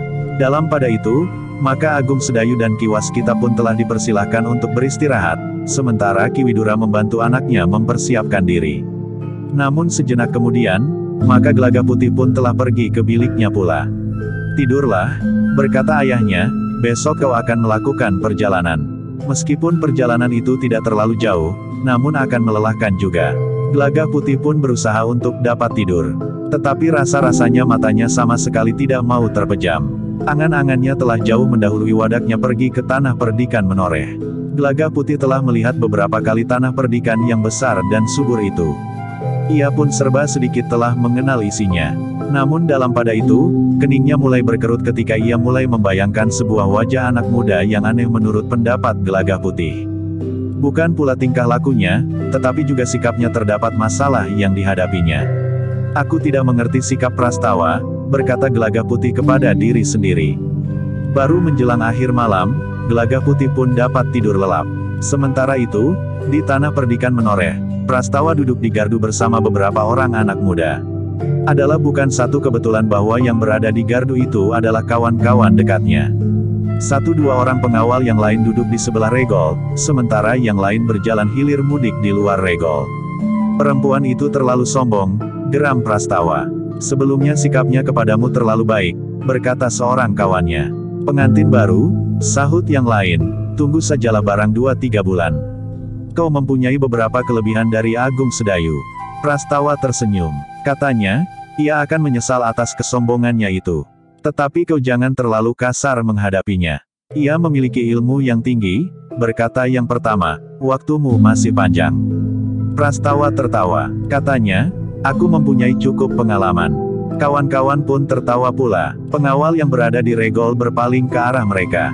Namun para pengawal itu tidak mengetahui apa saja yang sedang mereka perbincangkan. Ketika kemudian ayam jantan berkokok, maka Prastawa pun berdiri dan turun dari gardu. Sambil melangkah pergi ia berkata, malam ini akan aku habiskan di bilikku. Aku akan tidur sampai matahari naik di atas pepohonan. Kawan-kawan mengangguk-angguk. Seorang di antara mereka berkata, kau akan dapat bermimpi indah. Aku sedang kesepian, desis Prastawa. Kawan-kawan tidak menyahut lagi. Dipandanginya langkah Prastawa melintas halaman langsung menuju ke Seketeng. Pada saat yang bersamaan, justru Sekar Mirah telah bangun. Ketika ia pergi ke dapur, dilihatnya anak yang tinggal bersamanya masih tidur melingkar di serambi belakang. Nampaknya anak itu tidak berani mengetuk pintu, sehingga ia tidur saja di sebuah amben kecil di serambi. Ketika pintu berderit, anak itu menggeliat. Tetapi ia pun segera meloncat bangkit. Ditatapnya wajah Sekar Mirah yang berkerut. Aku tertidur di tepian semalam, berkata anak itu agak gagap. Sekar Mirah menjadi iba juga melihatnya. Karena itu, maka katanya, baiklah. Tetapi jangan kau ulangi lagi. Cepat, nyalakan api dan kemudian isi jambangan. Aku akan menyapu halaman. Anak itu pun segera menyalakan api untuk menjerang air. Kemudian ia pun pergi ke sumur untuk mengisi jambangan di pakiwan. Sejenak kemudian, maka derit senggol timba pun telah terdengar berderit di antara suara sapu lidi yang berdesir dalam irama yang ajek. Sebagaimana Agung Sedayu, maka ternyata Sekar Mirah pun telah melakukannya pula. Menyapu sambil bergeser mundur, sehingga pada bekas sapu lidinya tidak terdapat telapak kaki. Dalam pada itu, langit pun menjadi semakin terang. Cahaya kemerahan telah membuka wajah langit yang kelam. Sementara kesibukan mulai menjamah tanah perdikan menoreh, di Jati Anom Gelagah Putih telah meloncat ke punggung kudanya. Ia ternyata tidak dapat tidur terlalu lama. Seperti pesan ayahnya, maka pagi-pagi benar ia harus pergi ke Banyu Asri untuk minta diri. Gelagah Putih tidak pergi sendiri. Ia pergi bersama ayahnya ke Banyu Asri. Sementara itu Agung Sedayu dan Ki Waskita pun telah berkemas pula. Mereka ingin singgah barang sejenak ke Sangkal Putung. Selain untuk memberitahukan keselamatan Sekar Mirah, maka Agung Sedayu pun ingin bertemu dengan Kiai Gringsing barang sebentar. Tetapi Agung Sedayu dan Ki Waskita harus menunggu kedatangan Gelagah Putih dan Ki Widura dari Banyu Asri. Ketika matahari mulai menjenguk di balik pepohonan, maka mereka pun telah bersiap. Para prajurit termasuk Sabung Sari yang datang pula ke padepokan itu, yang berada di padepokan itu pun ikut mengantar Agung Sedayu, Ki Waskita dan Gelagah Putih yang telah minta diri kepada seluruh keluarganya di Banyu Asri. Dengan demikian, maka Ki Widura akan lebih banyak berada di Banyu Asri, berkata seorang cantrik yang tertua di antara kawan-kawan. Bukankah kawanmu sudah bertambah banyak, sahut Agung Sedayu. Tetapi kami tentu akan merasa sepi, berkata cantrik itu pula. Sabung Sari dan para prajurit yang lain akan menggantikan kami, berkata Gelagah Putih sambil memandang Sabung Sari. Sabung Sari tersenyum. Sejak beberapa lama, ia memang merasa berkewajiban atas padepokan itu lebih dari para prajurit yang lain, apalagi setelah beberapa orang pengikutnya menyatakan diri menjadi cantrik di padepokan itu.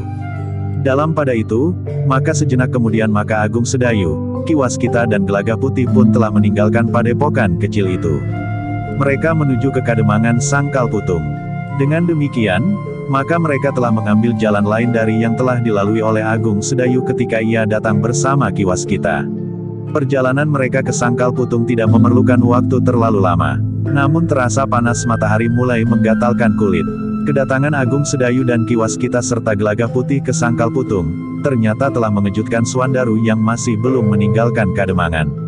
Tetapi ia sudah bersiap untuk melihat-lihat keadaan sebagaimana kebiasaannya. Bukan saja ketenangan dan keamanan Kademangannya, tetapi juga saluran air, jalan-jalan dan kegiatan segi-segi kehidupan yang lain. Dengan tergesa-gesa Swandaru pun kemudian menyongsong Agung Sedayu, Ki Waskita dan Gelagah Putih. Kemudian mereka pun dipersilahkan untuk naik ke pendapa, setelah mengikat kuda mereka pada patok-patok yang sudah disediakan. Sejenak kemudian, Ki Demang Sangkal Putung dan Pandan Wangi telah menemui mereka pula di pendapa Kademangan. Namun Agung Sedayu yang melihat kegelisahan di wajah-wajah mereka, segera berkata, kami tidak mempunyai kepentingan khusus. Kami hanya sekedar singgah untuk melihat keselamatan Kademangan Sangkal Putung. Syukurlah, sahut Ki Demang, tetapi apakah kalian mempunyai keperluan dengan kakangmu Untara? Juga tidak, jawab Agung Sedayu, kepentinganku satu-satunya adalah menjemput Gelagah Putih. Ia akan aku ajak pergi ke tanah perdikan Menoreh dan tinggal bersamaku jika ia kerasan. Oh, Ki Demang mengangguk-angguk. Katanya, barangkali ada juga baiknya bagi Angger Gelagah Putih. Dengan demikian ia akan menjadi lebih berprihatin. Ia memang harus lebih berprihatin. Dengan demikian, ia akan dapat lebih banyak melihat ke dalam dirinya sendiri, sahut Agung Sedayu. Dalam pada itu, sejenak kemudian maka Kiai Gringsing pun telah hadir pula di pendapa. Dengan demikian, maka Agung Sedayu pun telah menceritakan pula kepentingannya datang ke padepokan. Aku memerlukannya, berkata Agung Sedayu kemudian, Gelagah Putih akan dapat menunggui rumah jika aku dan Sekar Mirah sedang pergi. Jadi aku hanya sekedar akan menjadi penjaga rumah. Potong Gelagah Putih, yang mendengar pertanyaan itu tersenyum. Sementara itu Kiai Gringsing pun berkata, semua kerja yang besar sebaiknya dimulai dari yang kecil. Pengalaman-pengalaman dari kerja yang kecil itu akan bermanfaat bagi kerja yang besar. Gelagah Putih pun tersenyum pula. Sambil menunduk ia berdesis, ya Kiai. Aku akan mulai dari kerja yang kecil itu. Ki Waskita pun tertawa pula. Katanya, nampaknya kau tidak menerimanya dengan ikhlas. Gelagah Putih mengangkat wajahnya. Namun jawabnya, aku bersungguh-sungguh Ki Waskita. Bagus, Ki Waskita tertawa, jika demikian maka kau tentu akan berhasil. Gelagah Putih tidak menjawab lagi. Tetapi kepalanya pun telah menunduk lagi. Sementara itu, Swandaru mulai berbicara tentang anak-anak muda Sangkal Putung yang berada di tanah perdikan Menoreh. Anak-anak muda yang berada di dalam lingkungan pasukan khusus yang disusun oleh Mataram di samping para pengawal Mataram sendiri. Mereka dalam keadaan baik, jawab Agung Sedayu, nampaknya mereka kerasan. Selama mereka berada di tanah perdikan, maka ilmu mereka pun telah meningkat pula. Sejak terjadi peristiwa di tepian Kali Praga itu, maka para pemimpin di barak pasukan khusus itu bekerja lebih keras, karena mereka menyadari bahwa tingkat kemampuan pasukan khusus itu masih belum setataran dengan pasukan khusus yang dibentuk oleh Ki Tumenggung Prabadaru. Dan nampaknya usaha itu akan berhasil. Bertanya Swandaru. Iya, para pemimpin di barak itu berharap, usaha mereka tidak akan sia-sia, jawab Agung Sedayu. Swandaru mengangguk-angguk. Katanya, syukurlah jika demikian. Apabila anak-anak itu tidak terbentuk menjadi anak-anak yang memiliki kemampuan pasukan khusus, lebih baik ia kembali saja ke Sangkal Putung. Mereka tidak mengecewakan, sahut Agung Sedayu. Ternyata Suandaru tetap memperhatikan keadaan anak-anak muda Sangkal Putung dimanapun mereka berada. Anak-anak muda yang berada di tanah perdikan itu pun tetap mendapat perhatiannya. Dalam kesempatan itu, Agung Sedayu telah memberitahukan pula serba sedikit tentang Sekar Mirah, yang telah mendapat kesempatan untuk membantunya menempa anak-anak muda yang berada di barak pasukan khusus itu. Bukan main, desis Suandaru, tentu ia menjadi gembira sekali. Ya, karena itu, maka ia menganggap tugasnya itu sebagai satu kesenangan. Namun ia tetap bertanggung jawab atas tugas itu, jawab Agung Sedayu. Syukurlah, berkata Kiai Gringsing kemudian, dengan demikian ia telah mempunyai satu kesibukan yang sesuai dengan gejolak di dalam jiwanya. Karena itu, maka kalian memerlukan sekali Gelagah Putih. Agung Sedayu tersenyum. Katanya, di siang hari, rumah kami selalu kosong. Ketika Gelagah Putih mengangkat wajahnya, orang-orang yang berada di sekitarnya telah tertawa sebelum anak itu mengatakan sesuatu. Dengan demikian justru Gelagah Putih tidak mengucapkan sepatah kata pun. Agung Sedayu, Ki Waskita dan Gelagah Putih tidak berada di Sangkal Putung terlalu lama. Mereka harus kembali ke tanah perdikan Menoreh pada hari itu juga. Ketika mereka minta diri, maka Kiai Gringsing masih sempat memberikan beberapa pesan. Kepada Ki Waskita ia berkata, kami, yang berada di Sangkal Putung dan Jati Anom, menitipkan Agung Sedayu dan istrinya serta Gelagah Putih kepada Ki Waskita dan Ki Gede Menoreh. Ki Waskita tersenyum. Katanya, kami yang tua-tua ini hanya dapat mengikuti tingkah laku anak-anak muda dengan penuh kebanggaan. Ternyata anak-anak muda sekarang jauh lebih cepat berkembang dari masa muda kita dahulu. Tetapi mereka masih tetap memerlukan pengarahan. Bagaimanapun juga yang tua tentu lebih banyak umurnya dari yang muda, sahut Kiai Gringsing sambil tersenyum pula. Itulah satu-satunya kemenanganku dari Angger Agung Sedayu. Umurku lebih banyak dari umurnya, jawab Ki Waskita. Ki Demang pun tertawa. Katanya, tetapi setidak-tidaknya kita dapat bercerita tentang pengalaman kita kepada anak-anak muda. Biarlah mereka mempertimbangkan dan memperbandingkan. Kesimpulannya terserah kepada mereka. Agung Sedayu mengangguk-angguk. Katanya, kami masih selalu memerlukan bimbingan. Mungkin gejolak jiwa kami masih belum mapan sebagaimana orang tua-tua. Gejolak jiwa dan pengalaman yang mapan. Memang keduanya harus berpadu untuk menemukan keseimbangan, berkata Kiai Gringsing sambil mengangguk-angguk. Demikianlah, maka Agung Sedayu, Ki Waskita dan Gelagah Putih pun kemudian telah minta diri untuk melanjutkan perjalanan mereka ke tanah perdikan Menoreh. Ketika mereka melangkah ke Regol, Kiai Gringsing masih sempat berbisik, Pandan Wangi menemukan arah ilmunya lebih ke kedalamannya. Ia sedang mengembangkan kemampuannya untuk menyentuh sasaran dengan serangan berjarak. Luar biasa, desis Agung Sedayu, juga dengan tatapan matanya. Tidak, jawab Kiai Gringsing, dengan pukulan yang melontarkan kekuatan ilmu yang sedang dikembangkannya itu. Agung Sedayu mengangguk-angguk, kemudian ia pun berdesis, bagaimana dengan Suandaru atas perkembangan ilmu istrinya. Pandan Wangi ingin segera memperkenalkannya kepada suaminya, jawab Kiai Gringsing, tetapi ia masih menekuninya. Agung Sedayu tidak sempat bertanya lebih banyak lagi. Mereka pun kemudian telah berada di Regol. Ketika mereka siap meloncat ke punggung kudanya, Pandan Wangi yang kemudian ikut pula ke Regol mengusap kedua pundak Gelagah Putih dengan kedua tangannya sambil berkata, kau akan menemukan sesuatu yang berharga di tanah perdikan Menoreh. Gelagah Putih memandanginya sambil menyahut, terima kasih. Mudah-mudahan aku dapat mengembangkannya di dalam diriku. Pandan Wangi menarik nafas dalam-dalam. Ia melihat sesuatu pada anak itu. Sorot matanya membayangkan keteguhan hatinya dan bergelora. Sementara itu, nampaknya anak muda itu mempunyai kecerdasan penalaran yang sangat tinggi. Demikianlah, maka sejenak kemudian ketiga-tiganya pun telah meninggalkan Regol halaman rumah Ki Demang Sangkal Putung. Sekali-sekali mereka masih berpaling. Namun sejenak kemudian, maka kuda mereka pun berjalan semakin cepat. Perjalanan ke tanah perdikan Menoreh memang bukan perjalanan yang terlalu berat. Jalan-jalan yang akan mereka lalui cukup baik dan banyak dilalui orang dan pedati yang mengangkut barang-barang dan hasil bumi dari satu tempat ke tempat yang lain. Meskipun jarak yang akan mereka tempuh cukup panjang, namun mereka tidak akan merasakan terlalu lelah. Kadang-kadang mereka berpapasan dengan sebuah pedati yang memuat beberapa keranjang gula kelapa. Beberapa orang yang berada di dalam pedati terdengar berdendang dengan suara yang lembut. Seorang di antara mereka terkantuk-kantuk sambil memegang cambuk di belakang sepasang sapi yang menarik pedati itu.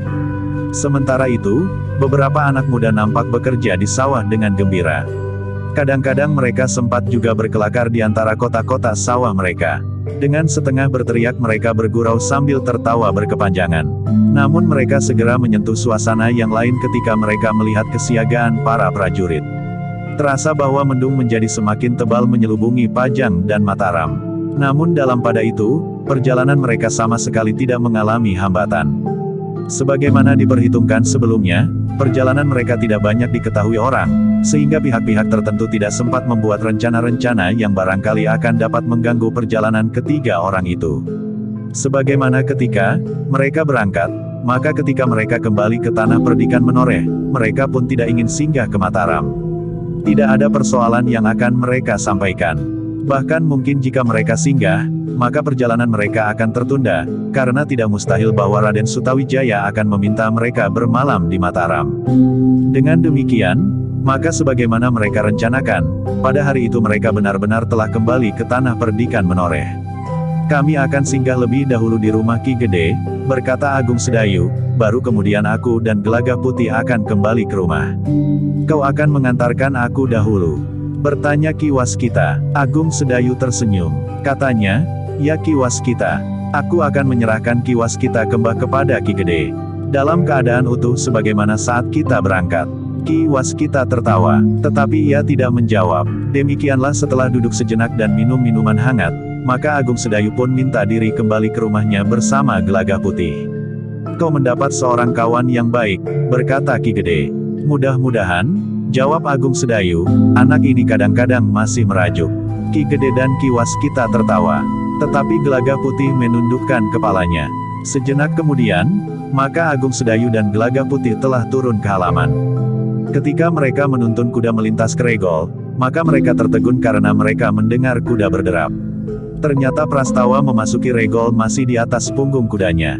Namun demikian ia melihat beberapa orang di halaman termasuk Ki Gede, ia pun segera menarik kekang kudanya dan meloncat turun. Kau baru datang dari Jati Anom Agung Sedayu? Bertanya Prastawa. Ya, jawab Agung Sedayu, aku bermalam semalam bersama anak ini. Bertanya Prastawa pula. Gelagah Putih memandang Prastawa dengan tajamnya. Terasa sesuatu tergetar di dalam dadanya. Namun ia tidak berbuat sesuatu. Yang menjawab adalah Agung Sedayu, aku memerlukan seorang kawan di rumah. Prastawa mengangguk-angguk. Tiba-tiba saja terbersit perasaan tidak senang terhadap kehadiran Gelagah Putih. Dalam keadaan tertentu Sekar Mirah tidak akan sendiri. Tetapi ada anak bengal itu di rumahnya. Namun Prastawa tidak bertanya lebih banyak lagi. Agung Sedayu dan Gelagah Putih pun kemudian menuju ke Regol diikuti oleh Ki Waskita dan Ki Gede, sementara Prastawa telah mengikat kudanya di samping pendapa. Dalam pada itu, seorang kawannya yang telah menunggunya mendekatinya sambil berbisik, bagaimana? Aku masih harus berjuang, tetapi sudah ada jalan yang dapat ditempuh, jawab Prastawa perlahan-lahan. Ketika kawannya masih ingin bertanya lagi, Prastawa memberi isyarat. Ia pun kemudian pergi pula ke Regol dan melepaskan Agung Sedayu dan Gelagah Putih meninggalkan Regol itu sebagaimana dilakukan oleh Ki Gede dan Ki Waskita. Sejenak kemudian, Agung Sedayu dan Gelagah Putih telah mendekati Regol halaman rumahnya, karena jaraknya memang tidak jauh. Ketika mereka memasuki halaman rumahnya, ternyata Sekar Mirah pun telah berada di rumah pula. Bahkan lampu-lampu telah dinyalakan. Sementara itu, seorang anak yang membantu di rumah itu pun sedang sibuk mengisi pakiwan. Sementara itu, selagi Sekar Mirah sibuk menyediakan minuman panas dan makanan bagi suaminya yang baru datang dan Gelagah Putih yang kemudian sedang mandi, di halaman rumah Ki Gede, Prastawa sibuk berbincang dengan dua orang kawannya. Aku menjadi sangat tersinggung, berkata Prastawa, perempuan itu semasa gadisnya dekat sekali dengan aku. Bahkan rasa-rasanya lebih dekat dari Agung Sedayu. Sekarang ia telah menghinaku. Ia tidak mau menerima aku di rumahnya selagi suaminya tidak ada. Bukankah itu satu kesombongan yang sangat menyinggung perasaan? Mungkin bukan karena ia memang tidak mau, jawab kawannya, tetapi sebagai seorang istri ia terikat kepada pageran-pageran. Ia merasa segan terhadap tetangga, jika mereka mengetahui bahwa ia telah menerima seorang laki-laki di rumahnya selagi suaminya tidak ada. Apalagi di malam hari, apa peduli dengan tetangga, geram Prastawa. Itu bagimu, tetapi tentu tidak bagi Sekar Mirah, desis kawannya. Lalu, bagaimana menurut pertimbanganmu? Apakah pendapat Mbah Kantil itu baik? Bertanya Prastawa. Itulah yang kau maksud dengan jalan yang dapat ditempuh? Bertanya kawannya. Prastawa mengangguk. Mungkin memang dapat ditempuh, desis kawannya, tetapi kau harus yakin bahwa orang itu benar-benar memiliki kemampuan yang tidak sekedar bualan saja. Menurut Mbah Kantil orang itu memiliki ilmu yang tidak ada duanya. Ia akan dapat mengguncang hati dan kemudian, semacam ilmu gendam, maka seorang perempuan yang telah terkena ilmunya akan menjadi seperti gila. Nah, baru Sekar Mirah akan merasakan betapa sakitnya hatiku saat ini, geram Prastawa. Jika dukun itu memang benar-benar sakti, maka apa salahnya? Perempuan itu akan mengejarmu sampai ke lubang semut. Jika suaminya marah, maka kemampuan olah kanuragan perempuan itu mungkin akan dapat mengimbangi kemampuan suaminya, sahut kawannya.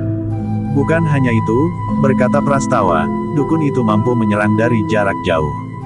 Dengan jambe yang dibelah, diletakkan di atas sebuah jambangan, diantar dengan mantra maka jambe yang terbelah itu akan dapat menyerang langsung menyusup ke dalam jantung, sehingga orang yang diserang itu tidak akan bertahan 1 atau 2 hari. Kau sudah mengambil keputusan untuk berbuat demikian? Kawannya yang lain bertanya. Aku sudah berkeputusan untuk melakukannya sejak ia datang. Ketika aku meminjam tangan seseorang, maka aku memang sudah berniat untuk menyingkirkannya, meskipun tidak harus membunuhnya. Tetapi persoalannya sekarang menjadi semakin berkembang. Aku inginkan perempuan itu berlutut di bawah kakiku dan menyingkirkan suaminya bukan saja dari tanah perdikan menoreh, tetapi dari atas bumi ini. Namun demikian, aku masih berbaik hati, aku ingin minta kepada dukun sakti itu agar tidak membunuhnya, tetapi membuatnya lumpuh dan kehilangan segala kesaktiannya yang membuatnya mampu membunuh Ajar Talpitu dan Ki Mahoni di tepian. Prastawa bersungguh-sungguh. Tetapi dengan demikian, maka Mataram akan kehilangan seorang yang mungkin akan dapat membantu mengimbangi para senapati Pajang, apabila terjadi satu benturan kekuatan, bertanya kawannya yang lain.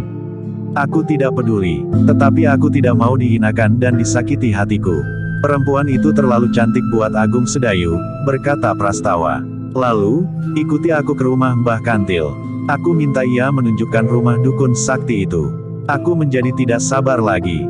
Semakin lama Sekar Mirah itu menjadi semakin cantik. Kawan-kawannya menarik nafas dalam-dalam. Agaknya Prastawa benar-benar tidak dapat menyingkir dari cengkaman perasaannya terhadap istri Agung Sedayu. Sebagaimana ia setiap kali tertarik kepada gadis-gadis dan perempuan-perempuan cantik, maka nampaknya terhadap Sekar Mirah ia bukan saja telah tertarik, tetapi ia benar-benar telah kehilangan nalar. Demikianlah, maka Prastawa diikuti oleh 2 orang kawannya telah meninggalkan padukuhan induk, pergi ke sebuah padukuhan kecil di pinggir sebelah utara tanah perdikan menoreh. Rumah seorang perempuan tua yang hidup seolah-olah terasing. Tidak banyak orang yang berhubungan dengan orang tua itu. Bukan saja karena orang tua itu berwatak keras, pemarah dan sulit bergaul, tetapi ia juga terkenal sebagai seorang dukun. Berbeda dengan tetangga-tetangganya yang seolah-olah dibatasi oleh jarak yang tebal, maka justru orang-orang dari padukuhan lain telah datang kepadanya untuk berbagai macam keperluan. Ada di antara mereka yang ingin mendapat jodoh, ingin memikat hati perempuan atau sebaliknya memikat hati laki-laki. Bahkan ada yang ingin memisahkan perkawinan seseorang atau lebih mendebarkan lagi, membuat seseorang menjadi sakit dan bahkan jika mungkin lebih parah lagi. Dalam kegelapan, Prastawa dan 2 orang kawannya telah mengetuk pintu rumah perempuan tua itu. Sementara itu terdengar perempuan itu membentak kasar, "Hei, anak iblis! Siapa membuat gaduh di luar?" Tetapi jawabannya juga sebuah bentakan, "Jangan gila perempuan cengeng. Buka pintumu, atau aku akan membakar rumahmu." Oh, perempuan itu tersuruk-suruk pergi ke pintu. Sambil membuka selarak pintu rumahnya ia berkata, "Maaf, Ger. Aku tidak tahu bahwa Anggerlah yang datang malam-malam begini. Aku lebih suka datang ke kandangmu ini malam hari," jawab suara di luar. Sejenak kemudian, pintu rumah itu telah berderit. Perempuan tua itu menyandarkan selarak pintunya, kemudian dengan terbungkuk-bungkuk ia mempersilahkan, "Marilah anak mas. Silahkan." Prastawa dan 2 orang kawannya melangkah masuk. Demikian mereka melangkahi telundak pintu, maka pintu itu pun telah tertutup lagi. "Silahkan duduk," perempuan tua itu mempersilahkan pula. Prastawa dan dua orang kawannya duduk di sebuah amben yang cukup besar, sementara perempuan tua itu pun duduk pula di hadapan mereka. Seseorang sudah memberitahukan kepadaku, bahwa anak mas akan datang kemari, berkata perempuan tua itu. Ya, aku memang sudah merencanakan untuk menemui Mbah Kantil malam ini, jawab Prastawa. Nampaknya ada keperluan yang mendesak sekali, desis Mbah Kantil itu. Jangan berpura-pura dungu, jawab Prastawa, kau tentu sudah tahu. Kawanku yang aku suruh menemuimu itu tentu sudah mengatakan. Nah, sekarang tunjukkan kepadaku, siapakah yang akan dapat menolong aku. Aku akan mencobanya anak mas. Mudah-mudahan niat anak mas itu akan terkabul. Demi danyang-danyang di segala sudut tanah perdikan menoreh, jawab perempuan tua itu. Kau jangan mengigau perempuan tua, berkata Prastawa, kau mengatakan, bahwa gurumu akan dapat melakukannya dengan baik dan pasti. Aku masih meragukan kemampuanmu, karena sasarannya adalah bukan orang kebanyakan. Mungkin kau dapat memberikan jodoh kepada penjual gangsiran kulit melinjo, atau mungkin kau dapat menjadi lantaran gadis anak penarik keseran di dekat pandai besi itu terpikat oleh seorang laki-laki, atau membuat tukang belandong itu mabuk dan sakit-sakitan. Tetapi sasaran kali ini adalah seseorang yang memiliki kelebihan dari orang kebanyakan. Dan kau sendiri sudah mengatakan bahwa ada orang lain yang jauh lebih baik dari kau sendiri, sehingga segalanya akan dapat dilakukan dengan pasti. Perempuan tua itu mengangguk-angguk. Katanya, aku memang sudah mengatakan. Aku memang masih mempunyai seorang guru dalam ilmu hitam. Aku tidak peduli, apakah ilmu itu hitam, kuning atau jingga. Aku hanya ingin maksudku dapat terjadi, potong Prastawa. Baiklah, jika anak mas tidak berkeberatan, aku bersedia mengantar anak mas pergi ke tempat orang itu. Ia adalah guruku, ilmunya bagaikan sundul langit. Tidak ada seorang dukun pun yang memiliki kesaktian seperti guruku itu, berkata Mbah Kantil. Di mana rumahnya? Bertanya Prastawa. Di Gunung Somawana, dekat Rawa Pening di sebelah daerah Banyu Biru, jawab Mbah Kantil. Prastawa menarik nafas dalam-dalam. Katanya, cukup jauh. Aku belum pernah pergi ke tempat itu. Tempat itu terletak di sebelah utara Gunung Merbabu. Jika anak mas berkeras hati untuk mencapai maksud anak mas, maka baiklah aku akan mengantarkannya. Tetapi jika anak mas ingin mencoba kemampuanku, aku akan mengusahakan. Baru jika aku tidak berhasil, maka aku akan pergi ke guruku, berkata Mbah Kantil. Mbah Kantil, jawab Prastawa, aku akan memberikan upah yang tinggi jika kau mau memanggil saja gurumu itu untuk datang di tanah perdikan ini. Ia dapat tinggal di rumahmu. Aku akan datang kemari, dan gurumu akan melakukan tugas itu di sini. Mbah Kantil mengerutkan keningnya, namun kemudian katanya, aku tidak tahu, apakah ia bersedia. Dahulu ia tidak pernah berkeberatan bermalam di rumah ini, waktu aku masih belum terlalu tua. Tetapi sekarang, keadaannya sudah lain. Meskipun demikian aku akan mencobanya. Katakan, berapa ia minta upah. Asal masih dalam takaran wajar, maka aku akan memenuhinya. Kau sudah tahu persoalannya, dan kau akan dapat mengatakannya dan memberikan gambaran tentang sasaran yang harus dituju, berkata Prastawa. Ya, Younger, aku akan mencobanya. Aku akan pergi ke Gunung Somawana. Gunung yang terkenal, karena di bawah gunung itulah Prabu Dasamuka yang terkenal itu terkubur, jawab Mbah Kantil. Prastawa dan kedua kawannya tidak terlalu lama berada di rumah Mbah Kantil. Mereka tidak ingin diketahui oleh orang lain, karena dengan demikian akan dapat menumbuhkan kecurigaan. Sejenak kemudian, Prastawa itu pun minta diri. Ketika ia melangkah ke pintu itu pun berkata, jangan mencoba mempermainkan aku. Kau harus melakukan segalanya dengan sebaik-baiknya.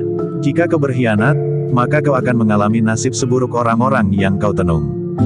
Dan kau pun tidak akan dapat melakukannya terhadap aku, karena aku adalah kemanakan Ki Gede. Jika terjadi sesuatu atasku, maka paman akan dapat menjatuhkan perintah kepada rakyat tanah perdikan menoreh. Mereka akan datang ke rumah ini, membakar rumah dan kau sekaligus sehingga menjadi abu. Atau bahkan mereka akan menangkapmu, menyeretmu ke banjar dan mengadilimu bersama-sama tanpa ampun. Ah, desah Mbah Kantil, jangan menyebut-nyebut hal-hal yang mengerikan itu. Tentu aku tidak ingin mengalaminya. Karena itu, lakukan permintaanku sebaik-baiknya. Ingat, jangan berkhianat, ancam Prastawa.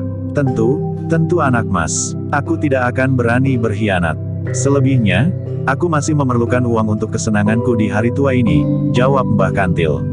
3 hari lagi, Aku akan menyuruh seorang kawanku kemari untuk menanyakan, apakah orang yang kau maksud itu sudah datang, berkata Prastawa kemudian. Jangan 3 hari, perjalanan ke Gunung Somawana memerlukan waktu. Apalagi aku sudah setua ini. Aku tidak dapat berjalan lebih cepat dari merangkak seperti siput, jawab perempuan itu. Jadi berapa hari? Bertanya Prastawa. Sepekan. Aku akan kembali dalam sepekan, jawab perempuan tua itu. Prastawa merenung sejenak, namun kemudian ia pun mengangguk-angguk sambil berkata, baiklah. Aku akan bersabar sampai sepekan. Tetapi aku tidak mau lebih dari itu. Demikianlah, maka Prastawa pun kemudian meninggalkan rumah perempuan tua itu. Ketika mereka memasuki Bulak Panjang, maka ia pun berkata, kalian pun harus dapat menjaga rahasia ini. Jika rahasia ini dapat diketahui oleh Agung Sedayu, ia akan mengambil satu sikap. Ia telah melupakan rencanaku untuk menyingkirkannya dengan meminjam tangan orang yang justru dapat dikalahkannya. Jika hal seperti itu diketahuinya terulang kembali, maka aku tidak yakin bahwa ia akan memaafkannya lagi. Tentu, jawab kawannya, kami mengetahui akibat yang paling buruk akan terjadi, jika rahasia ini sampai ke telinga anak iblis itu. Prastawa mengangguk-angguk, namun ia masih berkata, aku akan mengancam kalian seperti aku mengancam perempuan tua itu. Kedua kawannya justru tertawa. Salah seorang dari mereka berkata, apakah kepercayaanmu kepadaku mulai goyah? Prastawa termangu-mangu sejenak, namun kemudian ia menggeleng sambil berkata, tidak. Aku masih tetap percaya kepada kalian. Demikianlah, maka Prastawa telah mulai merambah satu jalan yang kelam untuk mencapai maksudnya. Ia telah menghubungi seseorang yang menyadap ilmu hitam, karena ia tidak mampu mengekang gejolak hatinya yang meronta-ronta tanpa terkendali.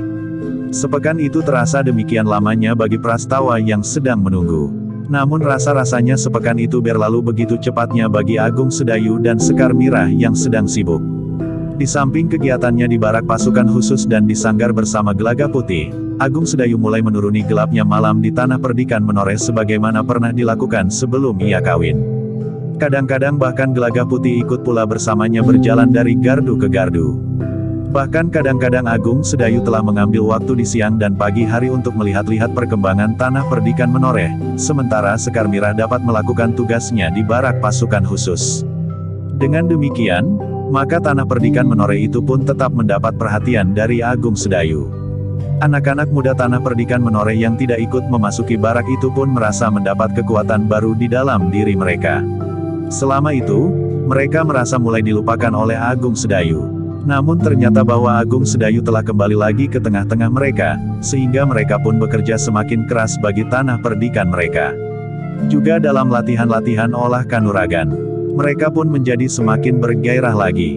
Apalagi di samping Agung Sedayu terdapat seorang anak muda yang mempunyai adat dan kebiasaan yang lebih terbuka dari Agung Sedayu. Sehingga dalam waktu singkat, Gelagah Putih telah merasa dirinya berada di kampung halaman sendiri. Apalagi sebelumnya Gelagah Putih memang sudah dikenal di tanah perdikan Menoreh. Namun di luar pengetahuan Agung Sedayu, Sekar Mirah dan Gelagah Putih, bahwa di luar pengetahuan anak-anak muda tanah perdikan Menoreh selain orang-orang yang khusus, maka Mbah Kantil telah kembali dari Gunung Somawana bersama seorang laki-laki tua yang sebaya dengan ketuaan Mbah Kantil sendiri. Namun meskipun umur mereka sebaya, tetapi orang itu adalah guru Mbah Kantil dalam ilmu hitam. Tepat pada hari kelima, Prastawa telah menyuruh seorang kawannya menghubungi Mbah Kantil untuk menanyakan, apakah orang yang dimaksudkan sudah datang. Katakan kepada anak Mas Prastawa, berkata Mbah Kantil, guruku telah berada di dalam gubukku.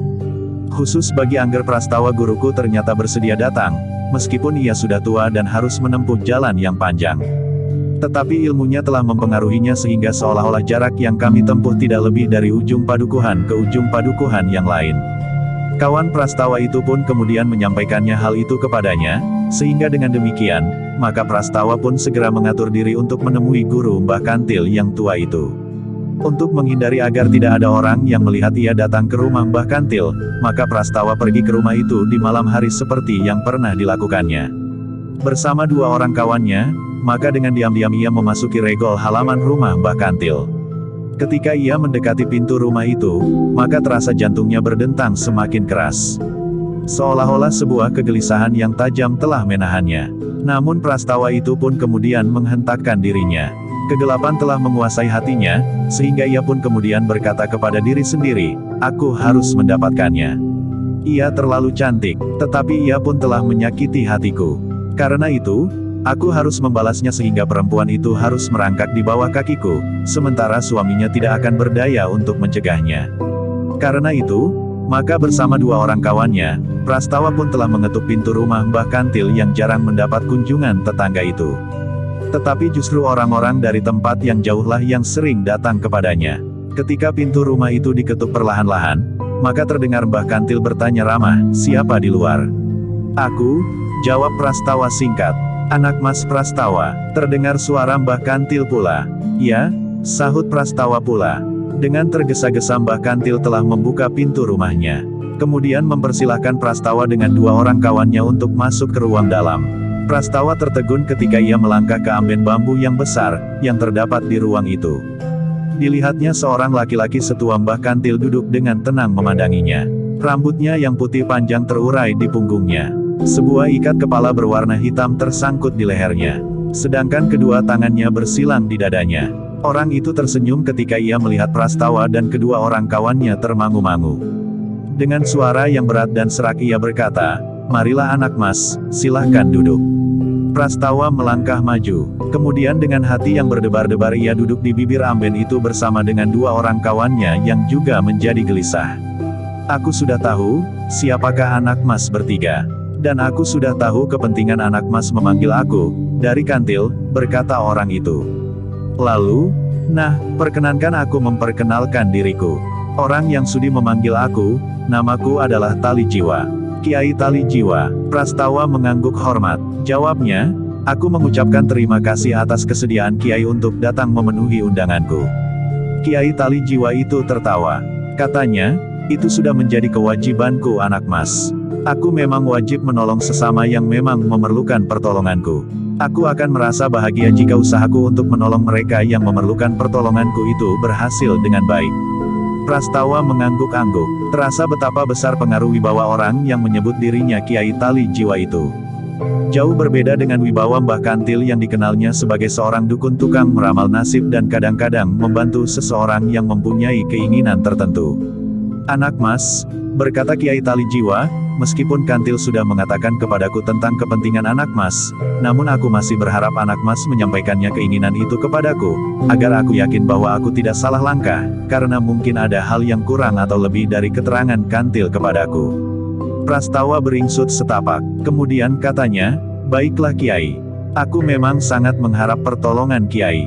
Ya, katakan, jangan ragu-ragu, sahut Kiai Tali Jiwa. Prastawa masih saja merasa gelisah.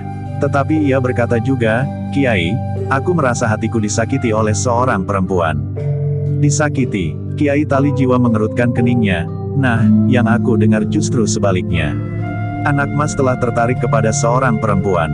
Oh, keringat dingin membasahi punggung Prastawa. Maksudku, perempuan yang telah menyakiti hatiku itu memang telah menarik hatiku pula. Kiai Tali Jiwa tertawa. Sambil mengangguk-angguk ia berkata, baiklah. Katakan semuanya sampai tuntas, agar aku tidak salah tangkap. Prastawa pun kemudian menceritakan segala sesuatu tentang Sekar Mirah dan tentang Agung Sedayu dalam hubungannya dengan dirinya. Bukan saja karena tertarik kepada Sekar Mirah yang telah terlanjur kawin dengan Agung Sedayu dan yang kemudian telah membuat hatinya menjadi sakit, tetapi juga dalam kedudukannya sebagai kemanakan Ki Argapati yang berkuasa di tanah Perdikan Menoreh, yang kedudukannya telah terdesak oleh Agung Sedayu. Kiai Tali Jiwa mengangguk-angguk. Katanya kemudian, baiklah anak mas. Aku mengerti. Aku dapat merasa betapa hatimu merasa tertekan oleh keadaan itu. Dan adalah wajar sekali jika kau ingin berbuat sesuatu untuk memecahkan himpitan itu. Karena itu, aku tidak akan menyalahkanmu jika kau ingin berbuat sesuatu. Aku ingin pertolongan Kiai, berkata Prastawa kemudian. Membalas sakit hati sekaligus mendapatkan perempuan itu, desis Kiai Tali Jiwa. Ya Kiai, jawab Prastawa. Dengan satu jaminan, bahwa suami perempuan itu tidak akan berbuat sesuatu, Kiai Tali Jiwa meneruskan. Ya Kiai, Prastawa menundukkan kepalanya. Kiai Tali Jiwa tertawa. Katanya, Aku senang kepada orang yang jujur seperti anak mas ini. Karena itu, anak mas memang harus mendapatkan pertolongan. Dan menolong sesama itu adalah kewajibanku. Terima kasih atas kesediaan Kiai, desis Prastawa. Tetapi aku tidak dapat melakukannya dengan serta-merta sekarang juga anak mas. Aku memerlukan waktu sedikit untuk mempersiapkan diri. Prastawa mengerutkan keningnya, nampak sepercik kekecewaan di wajahnya. Namun dalam pada itu, Kiai Talijiwa berkata, sebaiknya anak mas memang tidak tergesa-gesa. Tetapi segalanya akan berlangsung dengan pasti. Prastawa mengangguk-angguk. Nah, sekarang katakan kepadaku anak mas, berkata Kiai Talijiwa, apa yang harus aku lakukan terhadap perempuan itu? Apakah aku harus membuatnya menyesali perbuatannya? Atau aku harus membuatnya tergila-gila kepada anak mas? Sementara itu, apa pula yang harus aku lakukan terhadap suaminya? Membunuhnya atau dengan cara lain?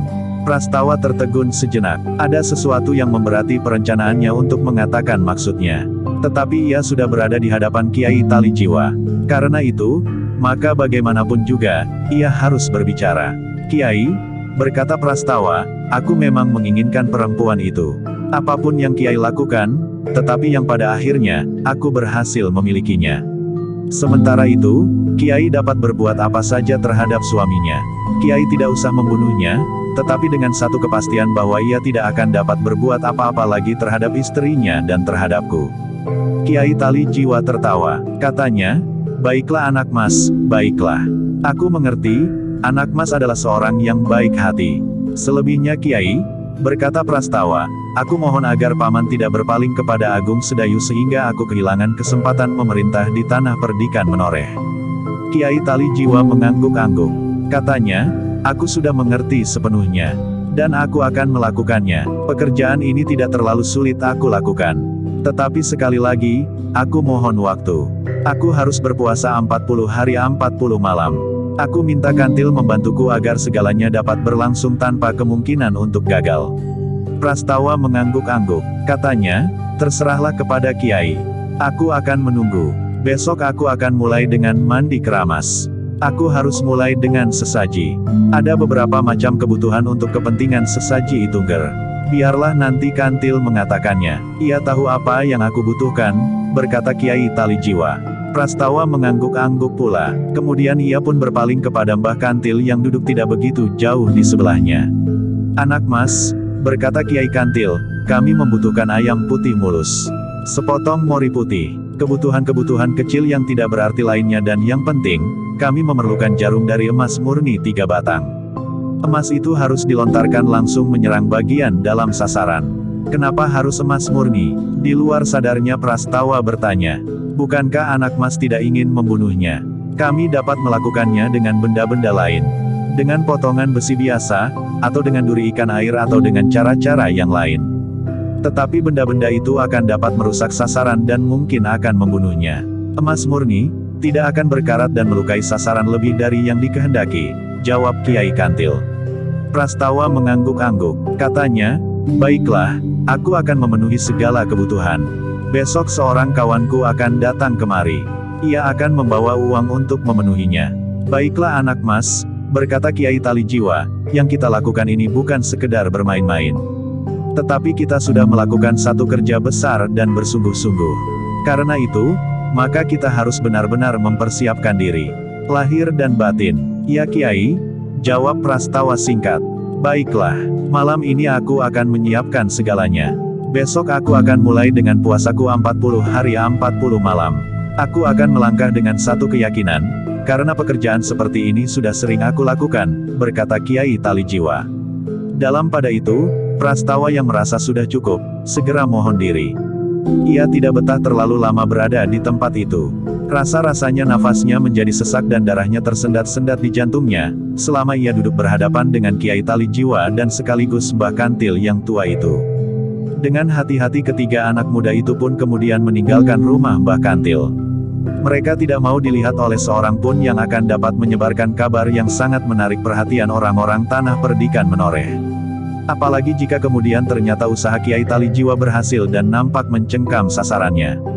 Kau tidak akan menunggu terlalu lama, berkata seorang kawannya, perempuan itu tentu akan selalu mencarimu, sementara suaminya akan terbaring di rumahnya karena sakit yang tidak diketahui sebab-sebabnya.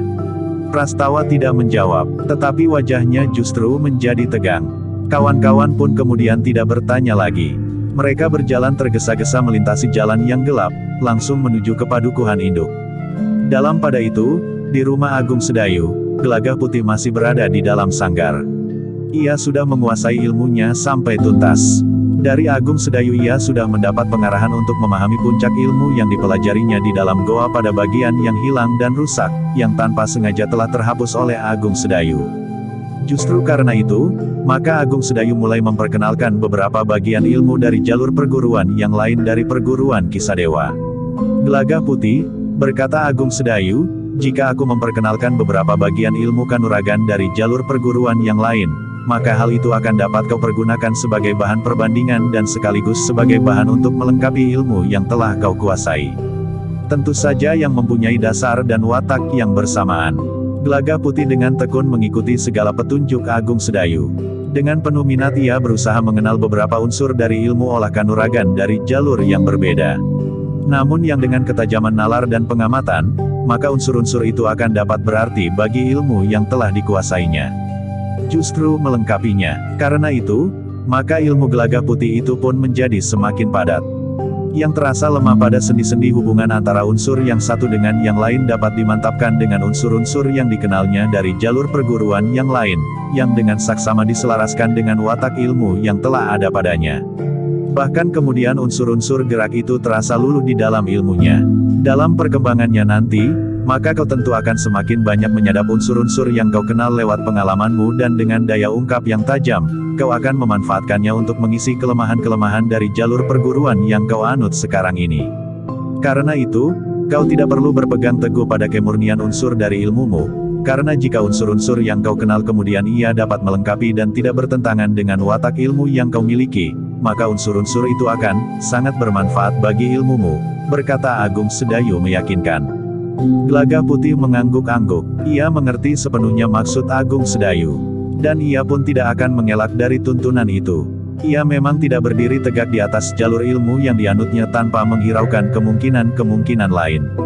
Seolah-olah menolak segala macam sentuhan yang dapat dianggap menodai kemurnian ilmu yang dianutnya.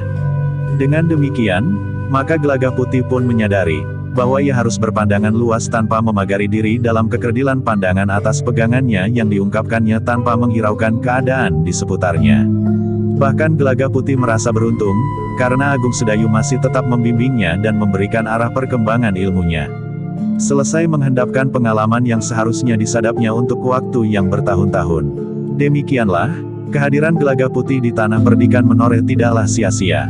Tidak sia-sia bagi Gelagah Putih dan tidak sia-sia bagi Agung Sedayu dan Sekar Mirah, karena dengan kehadiran Gelagah Putih, terasa rumah Agung Sedayu itu terasa semakin hidup. Meskipun kadang-kadang Gelagah Putih justru masih ikut bersama pembantu di rumah Agung Sedayu pergi ke sungai di tengah malam untuk menutup liridan dan menangkap ikan, setelah Gelagah Putih keluar dari sanggar atau di waktu-waktu senggang apabila Agung Sedayu berada di gardu-gardu di antara anak-anak muda Tanah Perdikan Menoreh.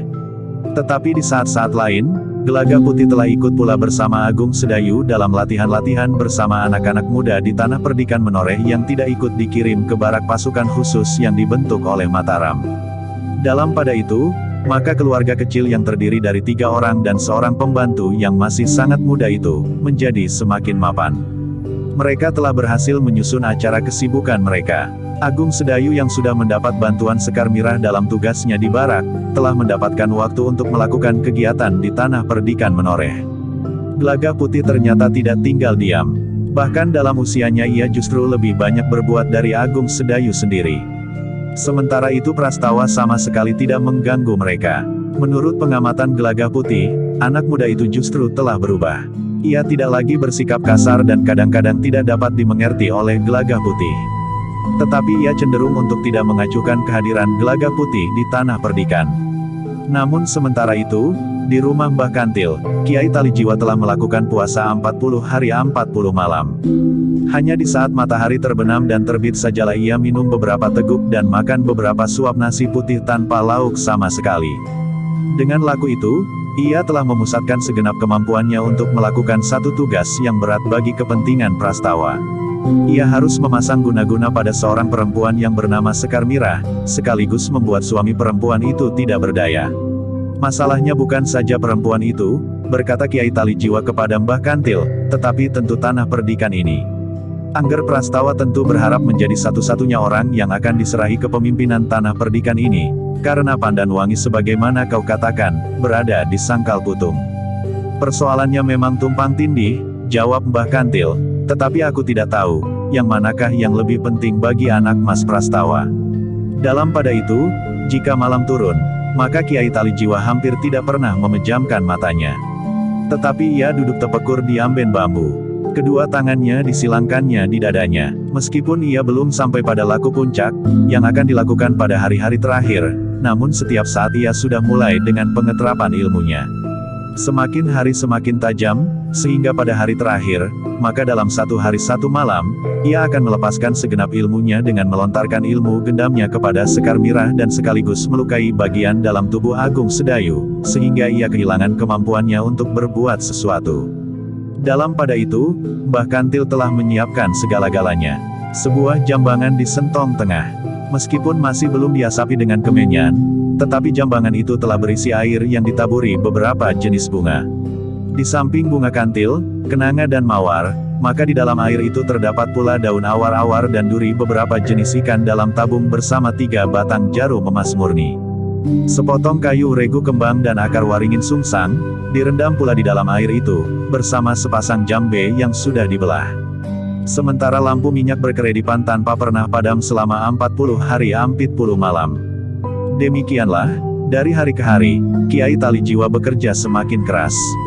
Waktunya untuk tepekur semakin panjang. Bukan saja di malam hari, tetapi di siang hari pun Kiai Talijiwa lebih banyak menekuni kewajibannya dengan sepenuh hati. Bahkan setelah hari yang ke-30, Kiai Talijiwa mulai memasuki bilik khusus. Di sentong tengah itu Kiai Talijiwa mulai menyalakan api berbau kemenyan. Dalam pada itu, Agung Sedayu dan Sekar Mirah yang sama sekali tidak menduga bahwa mereka sedang dibayangi oleh rencana yang gawat, melakukan tugas mereka sehari-hari sebagaimana mereka lakukan.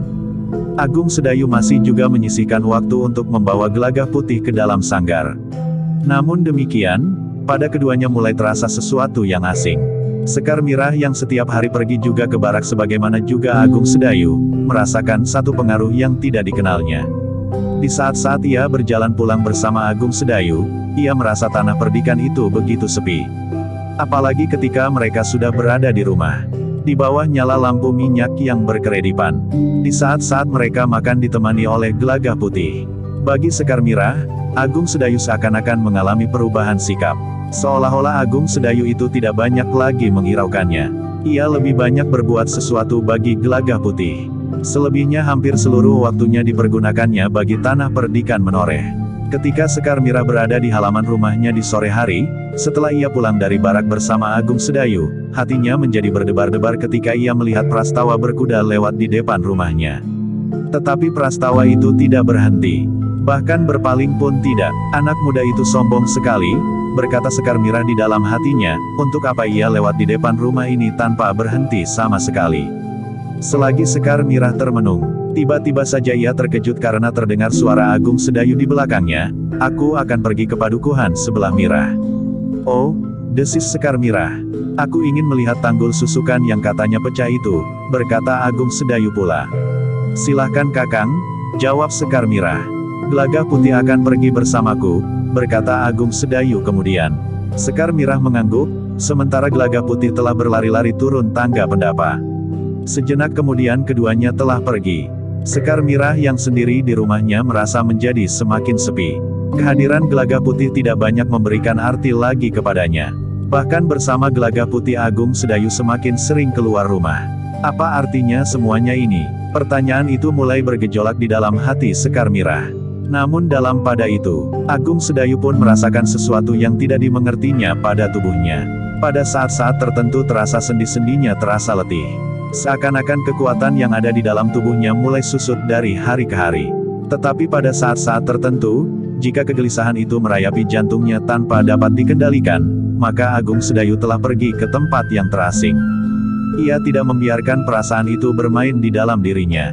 Karena itu, maka ia ingin membuktikan, apakah benar kekuatannya telah susut. Pada saat yang demikian, maka ia telah mengambil sasaran di lereng pegunungan Menoreh. Bukan saja untuk menilai kemampuan tenaga wadaknya dan landasan tenaga cadangannya, tetapi Agung Sedayu menilai pula kemampuan ilmunya lewat sorot matanya. Bahkan kemampuannya melenting dan bergerak dalam landasan ilmu meringankan tubuhnya. Ternyata semuanya masih tidak berubah. Semuanya masih tetap pada tingkat dan tataran yang seharusnya. Agung Sedayu bukan orang yang cepat menerima pengaruh pada dirinya. Demikian pula agaknya dengan Sekar Mirah.